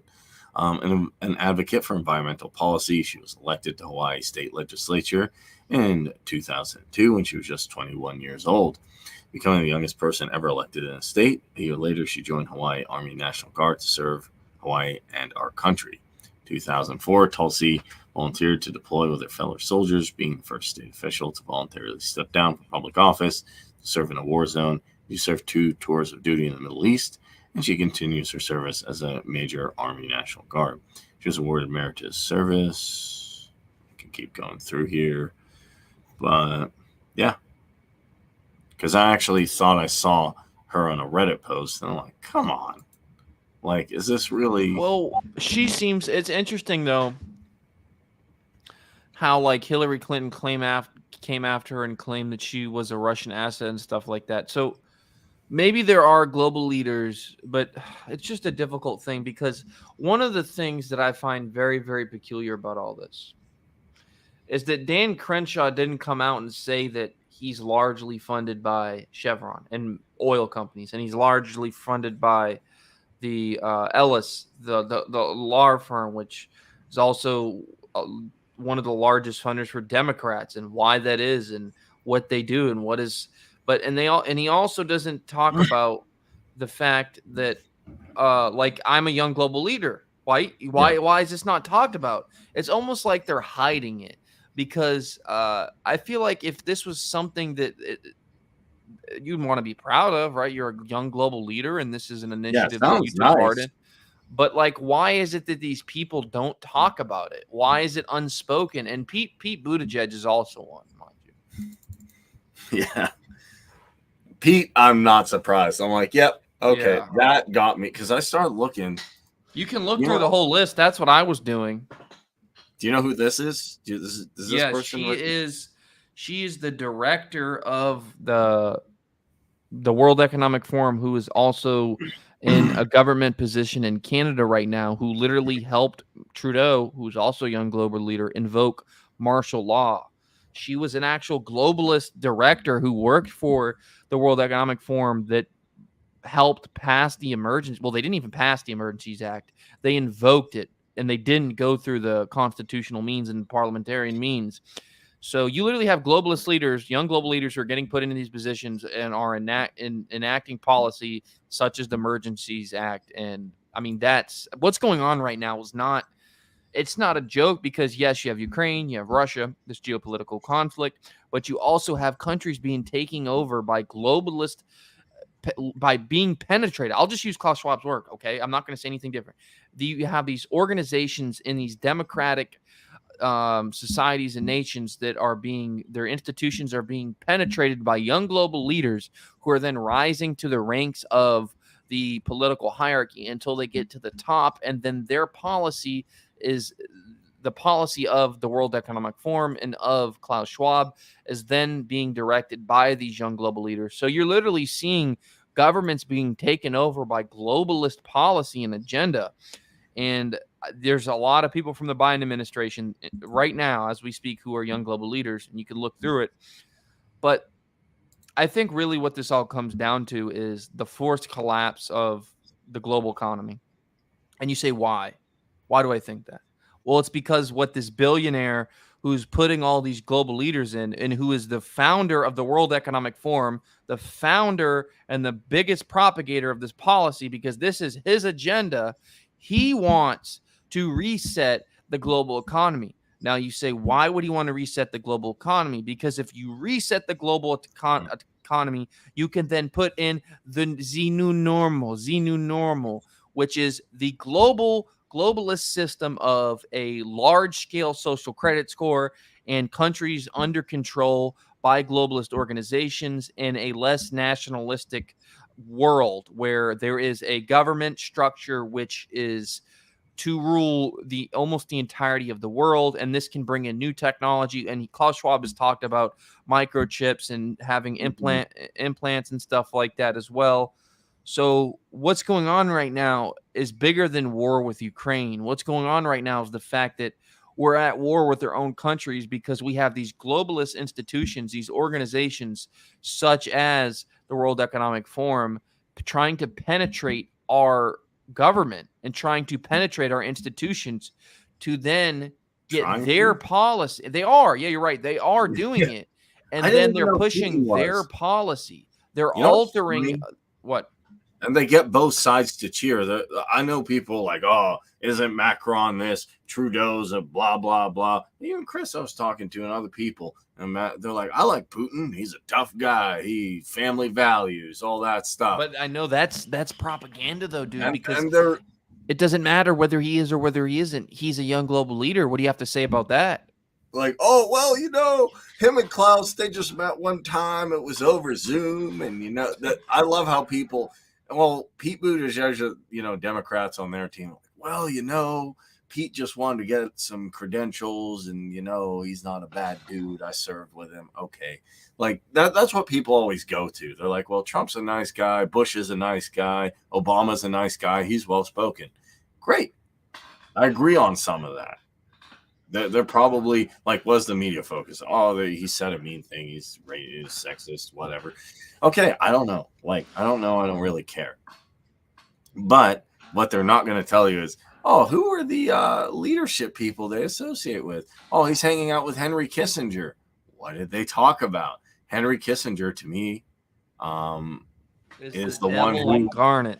Isn't that the guy who mentored Klaus Schwab, actually? Yes, it is. Along with someone who I meant to cover last time. Hold on. David Rockefeller. Excuse me. No. You know what's interesting? Yes, he did. He did. Kissinger did mentor Klaus Schwab. But I think I'm thinking of Soros and the Open Society's book, which this guy's really, really this guy is the one who really fucking really created everything. This guy is like the guy. Karl Popper. Look into Karl Popper. He's basically the founder of the modern ideology of globalism and the modern thing where Klaus calls it stakeholder capitalism. And he is the one who wrote the book Reforming Global Capitalism, Open Societies, and the Open Society and Its Enemies by Karl Popper, which is a book published in 2 volumes in 1945. He was the one who started a lot of this stuff. He was a philosopher. He was the philosopher who George Soros, who has collapsed economies and has collapsed the euro and has literally manipulated currencies in multiple economies and has collapsed them. And he's the largest funder of Democratic elected. Well, I mean Democrat in the sense that they're party affiliates, Democrat mayors and district attorneys and prosecutors. And he's doing his globalist work. And he's also none other than a good friend of Klaus. But Karl Popper was someone who rose from a modest background and whatnot. And I'm reading this bio, I guess you would say. To become one of the most influential theorists and leading philosophers, Popper commanded international audiences, and conversation with him was an intellectual adventure, even a little rough. Animated by a myriad of philosophical problems, he contributed to a field of thought encompassing, among others, political theory, quantum mechanics, logic, scientific method, and evolutionary theory. Popper challenged some of the ruling orthodoxies of philosophy: logical positivism, Marxism, determinism, and linguistic philosophy. He argued that there are no subject matters, but only problems, and our desire to solve them. He said that scientific theories cannot be verified, but only tentatively refuted, and that the best philosophy is about profound problems, not word meanings. Rightly said that Popper produced one of the most devastating refutations of Marxism through his ideas. Popper promoted a critical ethos, a world in which the give and the take of debate is highly esteemed, and the percept that we are all infinitely ignorant, that we differ only in the little bits of knowledge that we do have, and that with some cooperative effort, we may get nearer to the truth. Nearly every first-year philosophy student knows that Popper regarded his solutions to the problems of induction and demarcation of science and from pseudoscience as his greatest contribution. He is less known for the problems of verisimilitude, of probability, a lifelong love of his. Popper was a fellow of the Royal Society, fellow of the British Academy. Anyways, read his books, because he's the one who a lot of these guys are getting their philosophy from. And that right there sounds like a really, really rigid philosophy. The idea that there are only problems. He argued that there are no subject matters, but only problems. That sounds like Foucault It almost. does in a like, Deirdre in a little ways, but yeah. it sounds like Foucault in a more economic sense. Like, instead of saying, "Oh, there's no right or wrong. There's just different classifications of things, and nothing has inherent value." That's almost a postmodernist way of evaluating like societal structures. Like, okay, well, just here's my rigid view of how the world should work, and heck, who knows? It could go further back from that. I'm curious now if Karl Popper got his ideas from a Rothschild or Rockefeller funded institution, which I wouldn't be surprised. Now, I will say this, or some stuff I did, some posts on Facebook. I don't know if they're true. We can look at them real quick to end this, just go back to Russia and Kiev again. And everybody knows where I get my philosophy from and what groups I'm part of. So that, I'm part of a Toastmasters. I'm part of Mises Caucus, FFI, and that's it, and my main philosophy, driving philosophy, it comes from Rothbard, but I'm most influenced by Dr. Leeson, which I don't know why more people aren't. That kind of shocks me. I think if we can here's actually what I'd say.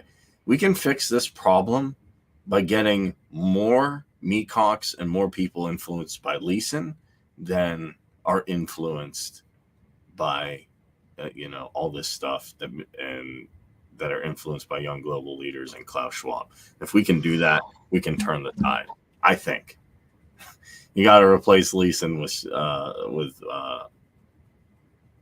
you got to replace Klaus Schwab with Leeson. Sorry, I'm tired. But am I sharing my screen? Yeah, I am.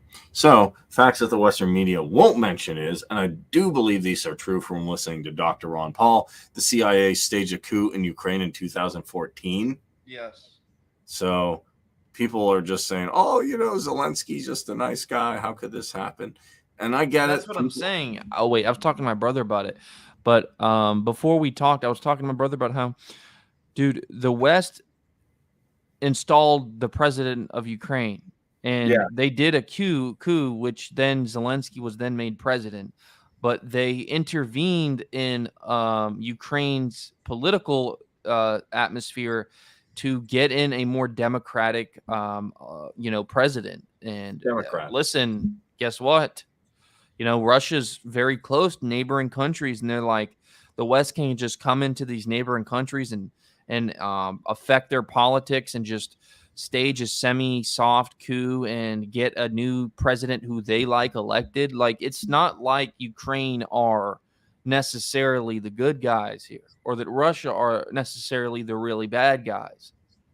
Yeah, and you know what I'll even say? That I think a lot of people who are pro-Putin, I'm not, trust me, I'm seeing people in the cathedral and like libertarian socialists accuse me of being pro-Putin, which is the most ridiculous thing ever, because I say he's a statist, Sisi's a statist. Like, the only people I talk good about are Rick Falkvina, Maxime Bernier, Javier Milei in Argentina, and the president of El Salvador is cool when he says buy the dip. And that's it. That's the only people I've ever said I endorse, and I think those are good guys, mainly because they're almost anarchists.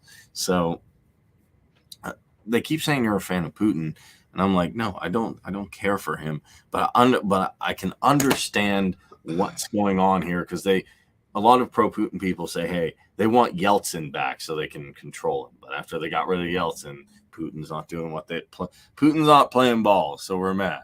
That's the same reason they got mad at Saddam. It wasn't because his own people was like, he's going to drop the U.S. or Gaddafi. So the U.S. is also arming people of radical beliefs on the authoritarian right militias in Ukraine.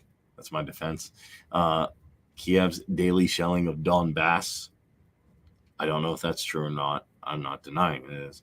Kiev refusing to implement the Minsk agreements, which you can look into.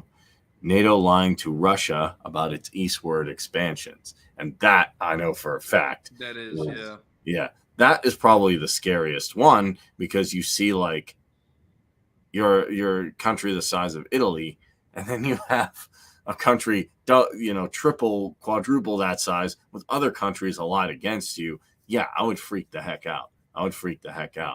And especially it's a country, close to me. I forget exactly what the Minsk agreements say, and I have to look into that. Look that up just real quick. Just look up what that is. And I did want to say one thing. I saw this. I don't know if this is true. I don't know, because the Pentagon has black budgets. The CIA has black budgets. They operate in secrecy. This is why I want to get rid of them. I get really annoyed when conservatives fight me and they're like, without the Pentagon, you wouldn't have national defense. Who are going to do experiments on the army soldiers and give them gas? Who are going to brainwash people and cause mass murders? Who the hell are going to try and stage false coups in another country? We can't get rid of them. Yeah, and what's funny is conservatives make fun of liberals for all this stuff, but they're like, oh my God, if you get rid of the central institutions, then we're done. China's taking over. Yeah, that thing won't exist anymore. Oh, you get rid of the schools, there's no education. You get rid of the cops, there's no security. But I think conservatives are actually starting to realize that the institutions are taken over, and there's a lot that are moving in that direction. And that's good. They said missile strikes led to 7 out of 11 Pentagon biolabs destroyed in Ukraine. Biolabs? What? I don't know what was there. So who's reporting this? Where is this coming from? This is just one of my truther friends. So I'm not going to say this is true. I don't know if that's true. But, I'll speculate that there might be more. Let's just say this. There's definitely more than what they're telling. And that's the thing that the Western media won't tell you. They won't tell you, oh, they installed some. Okay, yes. Putin's not a good guy, hung out, young global leader, all this. I'll tear down Putin. He's a statist. Russia's economy is mostly centralized still. And you know what? Different meatcocks can disagree with me or not. There's some people more conservative. I think he could do a little bit better on the LGBT type stuff sometimes, from what I've heard from people in his own country. It's not as bad as the Middle East or sub-Saharan Africa, but I don't think it's like here where you can have a parade and be like, hey, this is who I am. It's looked down upon. Hey, Brett's looking. Let's go, Brandon. Kareem, how's you? Russia has done that too now. Let's not forget it. They've influenced elections of other nations too. And I'm not saying they haven't. Although I haven't seen a lot of evidence really proving that. Well, okay. Russia may have definitely got in other people's elections. I'm not going to deny that. I'm not going to say you're wrong. And actually, Brett, this is my friend from college, and he's a history teacher, so he could be, he's definitely probably right. The fact, and I mean, like in recent years, like I'm not saying the Soviet Union and Russia in its entirety has never affected elections. Well, they have. That's not what I'm saying. But like in the recent years, like say 10 years, or so, I haven't seen a lot of evidence to prove. I've seen a lot of allegations. I've seen a lot of statements, but I haven't seen a lot of evidence to prove that they've really been. And then it may be the case that they are. But anyways, go ahead. I mean, let's just say this: they probably have. But you know what? I'd be willing to bet like you said, 3 Bitcoin. I'd be willing to bet 3 Bitcoin. That, and I know I'd win. That the CIA has had more. Ooh, this guy's not agreeing with X corporation because John Perkins talked about it, and he said if they don't do what we want, we give them a good deal. If they still say no, we send in the jackals. If that doesn't work, we'll send in troops. So yeah, Russia has done it. I think we've done it more. I'll look up the Minsk protocol, but yeah, I'm not a fan of Putin. I'm a hardcore ANCAP, but you have to understand they put him in a position where NATO is expanding. They installed a Zelensky and they install people who are extreme far, like really far right.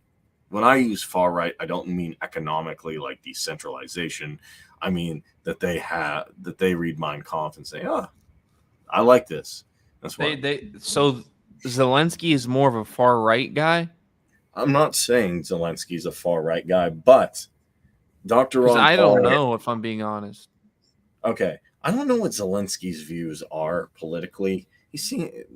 but they installed him there. But from what I heard, there are people who espouse Nazi ideas and Yeah. whatnot. Okay, Where I've did heard I hear that that? too. Okay, where did I hear that from? Daniel McAdams and Dr. Ron Paul. And Yeah. I'm not saying I agree with. I just listen to them and say, yeah, that's right.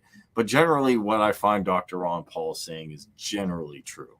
I know a lot of libertarians like idolize as the golden standard, and I have him pretty high up there, but I still reference things he says and say, do I agree with this or not? I think people in the Mises Caucus, the golden standard just on economics, really should be Mises, right? Doesn't that make the Or most sense? Rothbard. Mises and Or, Rothbard. yeah, both. Yeah, you're right. Both of them, but I don't. What- I think Ron Paul is the standard when it comes to political American political motivation and how to and sometimes how to not win and get your point across and work your way around American electoral elections and whatnot, because he is sort of definitely the standard for, I think, all libertarians because of his influence, because of, although he didn't win, he left a mark, and he definitely brought about a revolution at that time that I think is coming back in a lot of ways. But anyway,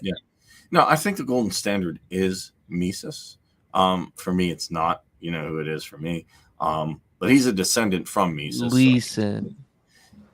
I looked at his paper. The hard part is this: when people really ask, "How would this stuff work?" or "Can you show me examples?" That's a really, really tough thing, because I can say, "Yeah, it works theoretically," but then I'm no better than a communist, right? Because I'm just saying, "Hey, it just works good. It works good in my head." Like people just they're like, "Oh, extreme decentralization and extreme centralization don't work. Show me a working example." And for a long time, I got stuck. I'm like, well, G. Edward Griffin said this, Ron Paul said this, Roy Rothbard said this. I need an example. And then he's like, hey, I got these things from the CIA fact book and stuff. And, oh, okay, Somalia did do better. The press lied. I'm shocked. They did, yeah.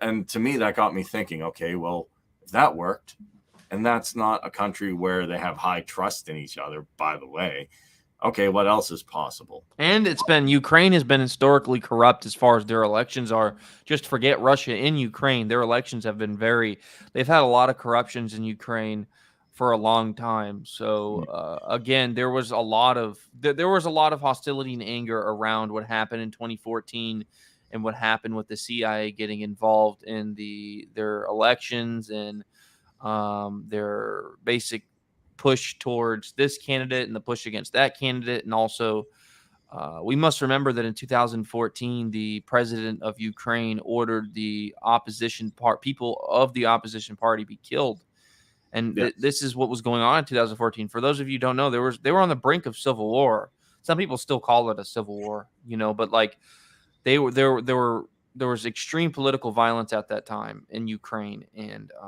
there was a lot of bad stuff going on. Yeah, and Luke Rudowski's been there, said it was like the Afghanistan of Europe. And I really do feel bad for these people. That's the actually thing I feel the worst for. These Ukrainians are not living that amazing lives, and they have to deal with this because Zelensky and them are not, in my opinion, a good government. Not that there is a such thing as a good government. Really, there's only a government that leaves you alone and one that's... Well, I like the Biden government. I think they really should be the gold standard of he's how government should function. Biden's going to help out. He's going to save the day. You know how he's going to save the day? I got this. Biden. Never mind. You can't say it on YouTube. Biden. Sleepy Joe. By sleeping really for a long time. I mean, that's fine. I hope he... Just a long sleep, a long rest. I have signed an executive order to help Ukraine fight against Russia. We will be sending $15 million crack pipes to Ukraine. Urgent. This was actually signed today, folks. You know what? I wouldn't be surprised if it was. I'm like, this isn't an Onion article. Okay. Anyway, Minsk. What does it consist of? It was a series of international agreements sought to end the war in Donbass, the region of Ukraine, known as the Minsk Protocol, was drafted in 2014 by the Trilateral Contact Group on Ukraine.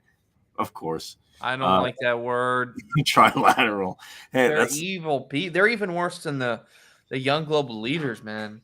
yeah. No, there's a lot of them. The Council on Foreign Relations. But they're all globalist organizations, are they not? Aren't they? They are.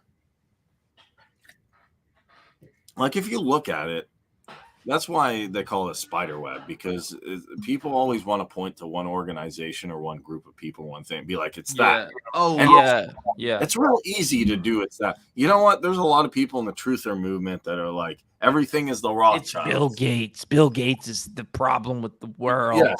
It's Bill Gates, it's Soros, which I'm not denying they're all bad. Or what? And I even used to do this. I'm like, it's the Rothschilds control everything, and I'm like, after you say that a lot, I'm like, that kind of sounds dumb. It's okay. They control a lot, and they probably fund a lot, but they're not doing this by themselves. No, they're working with other globalist organizations like the World Economic Forum.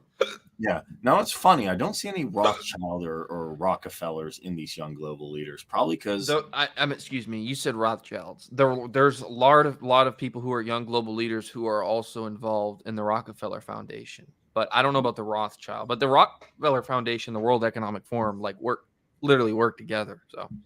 Oh, okay. Well, yeah, get all your globalist friends to take over the world. After extensive talks in Minsk, Belarus, the agreement was signed on the 5th of September 2014 by the Trilateral Contact Group without recognition of their status, and by the then leaders of the self-proclaimed Donetsk People's Republic, DPR, and the Luhansk People's Republic, the ones that Putin just signed independence for. This agreement followed multiple previous attempts to stop the fighting in the region and aimed to implement an immediate ceasefire, which on the face of it, that sounds good, but what are they really doing?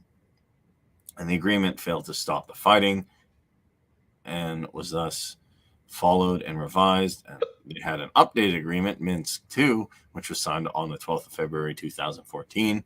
And the agreement consisted of a package of measures, including a ceasefire, withdrawal of heavy weapons from the front line, release of prisoners of war, constitutional reform in Ukraine, granting self-government, I do like that word, to certain areas of Donbass, and restoring control of the state border to the Ukrainian government. While fighting subsidized the following agreement signing, it never ended completely, and the agreement's provisions were never fully implemented. Normandy format parties agreed that Minsk II remains the basis for any future resolution to the conflict. So that's the Minsk Protocol and Minsk Agreement. We can see some nice young global leaders here.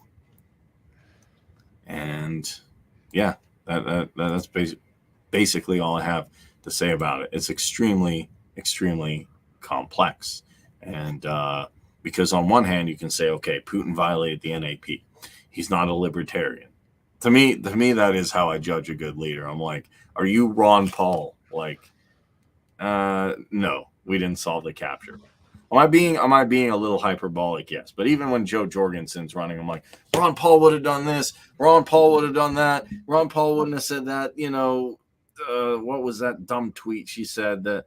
About BLM and BLM. We have to be actively blah blah blah. Yeah, we have to actively be anti-racist. But I don't think she really knew exactly what that meant. Yeah, she was just re-espousing it. And when everyone's like, I like Bernie, I'm like, okay, what do you like about him? They're like this, and this. I'm like, well, Bernie endorsed Hill and then Biden. I've never seen Ron Paul endorse Romney at all. Yeah, I think Rand did, but that I was like, okay, fine, whatever. But as far as I'm concerned, yeah, that is kind of like the standard politician. If we're going to talk about outside the realm of philosophy, I do judge people like, okay, Putin's a good leader. Is he Ron Paul? No. So he's a statist, but as I said, they keep violating these agreements. They keep installing governments, and then they keep expanding NATO. It kind of puts you in like a position where you keep hitting a dog. You keep hitting like a pit bull, kicking it and beating it.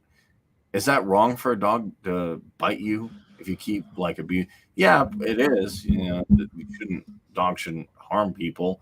But you keep putting maybe I shouldn't say hitting it, but you keep putting this dog in a corner and neglecting it. And then you keep like getting other dog or other pets that are dangerous to it, and it's sitting in the house. Eventually it's going to bite you. And that's what I think happened. I even said this: I don't like Putin, but I don't know of, I couldn't think of an alternative of what to do exactly here, other than maybe set up, and this is highly theoretical, you set up a smart contract that says if someone in this party gets hurt, then we all owe money to this person. That can bankrupt the side that starts a fight. So like NATO, if anybody from Russia gets hurt, every member of NATO, every country of NATO owes me like $20 billion in crypto or their currency. You could do something like that. That's complicated. That's hard to set up. That's I forget who said that, who gave me that idea, but I like that idea. But that's a stretch, and Putin's not going to program a smart contract. So yeah, I feel bad for the people of Ukraine. I really am praying for you, you guys out there, because like Kareem said, it's a very nuanced, complicated issue, and it's definitely not as simple as the media is making it out to be, as is the case with a lot of things. But regardless of what Ukraine has done and the problems with Ukraine, to see, houses and civilians being shelled from mortar fire and missiles and stuff like that, it's devastating. And I really, really hope that the people of Ukraine are able to defend themselves sufficiently. That doesn't mean that I think that Ukraine should kill Russians. That just means I think that when provoked, you must use the necessary action to remove the provoker and to regain your position of stability and to maintain peace by maintaining defense and maintaining strength. So I think the only way forward through this, from a political standpoint, but also from a quite military, from a military standpoint, is through strength. And strength is not making unfounded threats. Strength is not saying Putin's a killer. Strength is being willing to be diplomatic and have negotiations and actually talk, and not just make these threats and not just throw these words around, and to actually get things done and to be a man of your word. If you don't want to do something, fine, but don't say you're going to do it. Yeah. And that would be, and I 100% agree with you. I would be curious, because you do a lot of more economic stuff than me. Does that idea sound like it's a plausible idea to prevent wars between like even stronger powers? To be quite honest, I have to look. Listen, I'm not, when it comes to crypto technology, I'm not as well versed as a lot of other people. What about as just a customary law mechanism? But that's what I was going to say. From just the basis of my understanding, not only of economics, but of psychology, because economic systems can only work if they are thought about in their psychological consequences, right? The only way a system can function is if typically there's voluntary mutual agreement to that system, right? Whether it be socialism, whether it be capitalism, if you try and implement a system, socioeconomic, let's just take that for example, onto a people which there is not mutual agreement and consensus to that system, then the system will fail no matter how good the system has performed in other areas. This is why democracy doesn't work in the Middle East, and this is why Sharia law doesn't work in the United States, because you have to have a large portion of the population in mutual agreement to the system and to uphold its credibility and trust. So a smart contract, I believe, is only as good as those upholding the contract. And the contract has to be mutual and voluntarily agreed to. And I think if you can use crypto to provide future areas of peace, if you can use crypto in a diplomatic way, I think that would be really good. And I think that it can be used in a diplomatic way, and it can be used in a way to promote peace and to promote economic stability. But I just think that the leaders in a lot of the countries, including the West, including the US, including Canada, are really compromised, but not compromised in the sense that like they did something. They probably did, But I'm not talking about that they did something dirty, someone caught. I'm talking about like they have worked in these programs and organizations, and they have their own set of beliefs, and they don't give a flying fuck about what the people think. No, they do don't. not care about what you think. They do not care about your struggles. They do not care about your pain. Your voice is not heard, and it will never be heard because they were installed and elected with their own set of agendas and belief structures that they refuse to change. And they're going to either accomplish their agenda or get thrown out or impeached. Point blank, period. Or obviously not elected. You know what I mean? Yeah, or obviously something else. And here's I'll actually play the clip from like the guy who I draw my inspiration from. I'm pretty hardcore too. So I'll even say, fine, these young global leaders are super hardcore in what they want to accomplish. Fine. There's a bunch of people in the middle who just want to be left alone, and they're probably not going to change history. They're just going to side with whatever side wins. Oh, it's cool to be woke? No, it's cool not to be woke. Crystal the Cigar, shape shifters, right? We've always had these shape people. shifters. They're just, they're people just like, I want to watch my shows. I want this. I want to leave me alone, and I want to avoid conflict. These are the people who are high in agreeableness. Yeah, well, yeah. To be fair, for a while, I agree with that. I'm like, I don't want to get involved. I don't want to talk about politics. I don't want to get involved in politics. I don't want to run for office. This is not cool. It's like, it's not cool, man. I just want to like make some incoherent statements and be in a punk rock band or a metal band now and be like, man, the government sucks. But that doesn't do anything. Like, it's cool. I'm sure maybe it gets you some clicks, but it doesn't fundamentally change anything. I will show this last video and I'll end it because I'm pretty hardcore and what I believe, because I do think it works.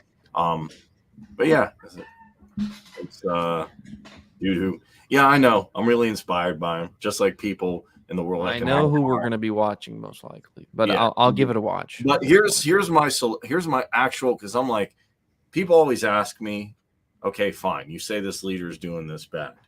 Then you always need to counter with, what would you do differently? I agree with Teddy Roosevelt. Complaining without giving a solution is just whining. Like, okay, this sucks. Great. Anyone can do that. Give me a thing. So here's how I'd solve it. Here's how I'd solve it without smart contract technology. Yes, the person you think we're watching, we're definitely watching. In the United States, we've got legislation. We've got governments that create law. Do you think that there would be no rules that existed if, in fact, government didn't create laws? Clearly not, right? All of those examples that I began with, your book club, this room, your church, the Amish, and so on. Part of the reason that you probably already know intuitively, at least, for why those situations, despite the absence of a state, in some sense, do not lead to utter collapse, chaos, and disorder, is because in the absence of state-created rules and enforcement of those rules, all of those organizations create their own private rules and enforce them. So your church, for example, has rules, and they are enforced by the church membership. Your book club has rules. Texas Tech University has rules. The Free Market Institute has rules, and this room has rules, customs that we're all following. A lot of times those rules, in fact, perhaps most of the time, are more important than the formally created pieces of legislation or statutes that governments create. They have a bigger impact on our daily lives, and they regulate our behavior to a greater extent. Think about your everyday interactions with people. For the most part, they're governed by a variety of non-articulated rules about social interaction. Some of you might be thinking right now, this leasing guy is an incredible jackass. I can't believe I'm listening to him. In fact, the gentleman was leaving, perhaps showing me that right now. I didn't spit in their eyes. Sorry, I'm gonna. Before the introduction of states, and because I'm small and they could pummel me, and not only because there is a city police department in Lubbock, which probably wouldn't have gotten there fast enough anyway, but because of the fact that there are social norms, there are these customs that we follow that regulate our behavior. Well, in societies historically, before the introduction of states and before the introduction of legislation and statutes, social rules were even more so rooted in custom perhaps than they are today. All sorts of social interactions were based on that. And in Somalia in particular, there is a history of customary law, which is separate from its religious law. Who's heard of Sharia law? A few people. That's one source of private rules and regulations, which has a religious basis, Islamic basis in Somalia. But there's one that precedes that, which is called Kir, the word that's spelled with an X up on my slide. That is a system of customary law that regulates primarily, although not exclusively, inter-clan relationships, interpersonal relationships in Somalia. Again, I'm not going to go into detail about this, but I want to point to one aspect of it, which is this thing called dia, which I have up here. Anybody ever heard of that before? What's it mean? Blood price. That's what it means. In Somalia, under their customary legal system, if, for example, you murder somebody in Ben's clan, your entire clan has to pay a price to Ben's clan in order to make compensation for it. We don't lock up the guy who committed the murder. We don't execute him. We, in fact, make transfer in order to make things right. Note that I said that the entire clan has to make a payment. There's a collective aspect. It's not just the guy who committed the crime. It's all of his clan.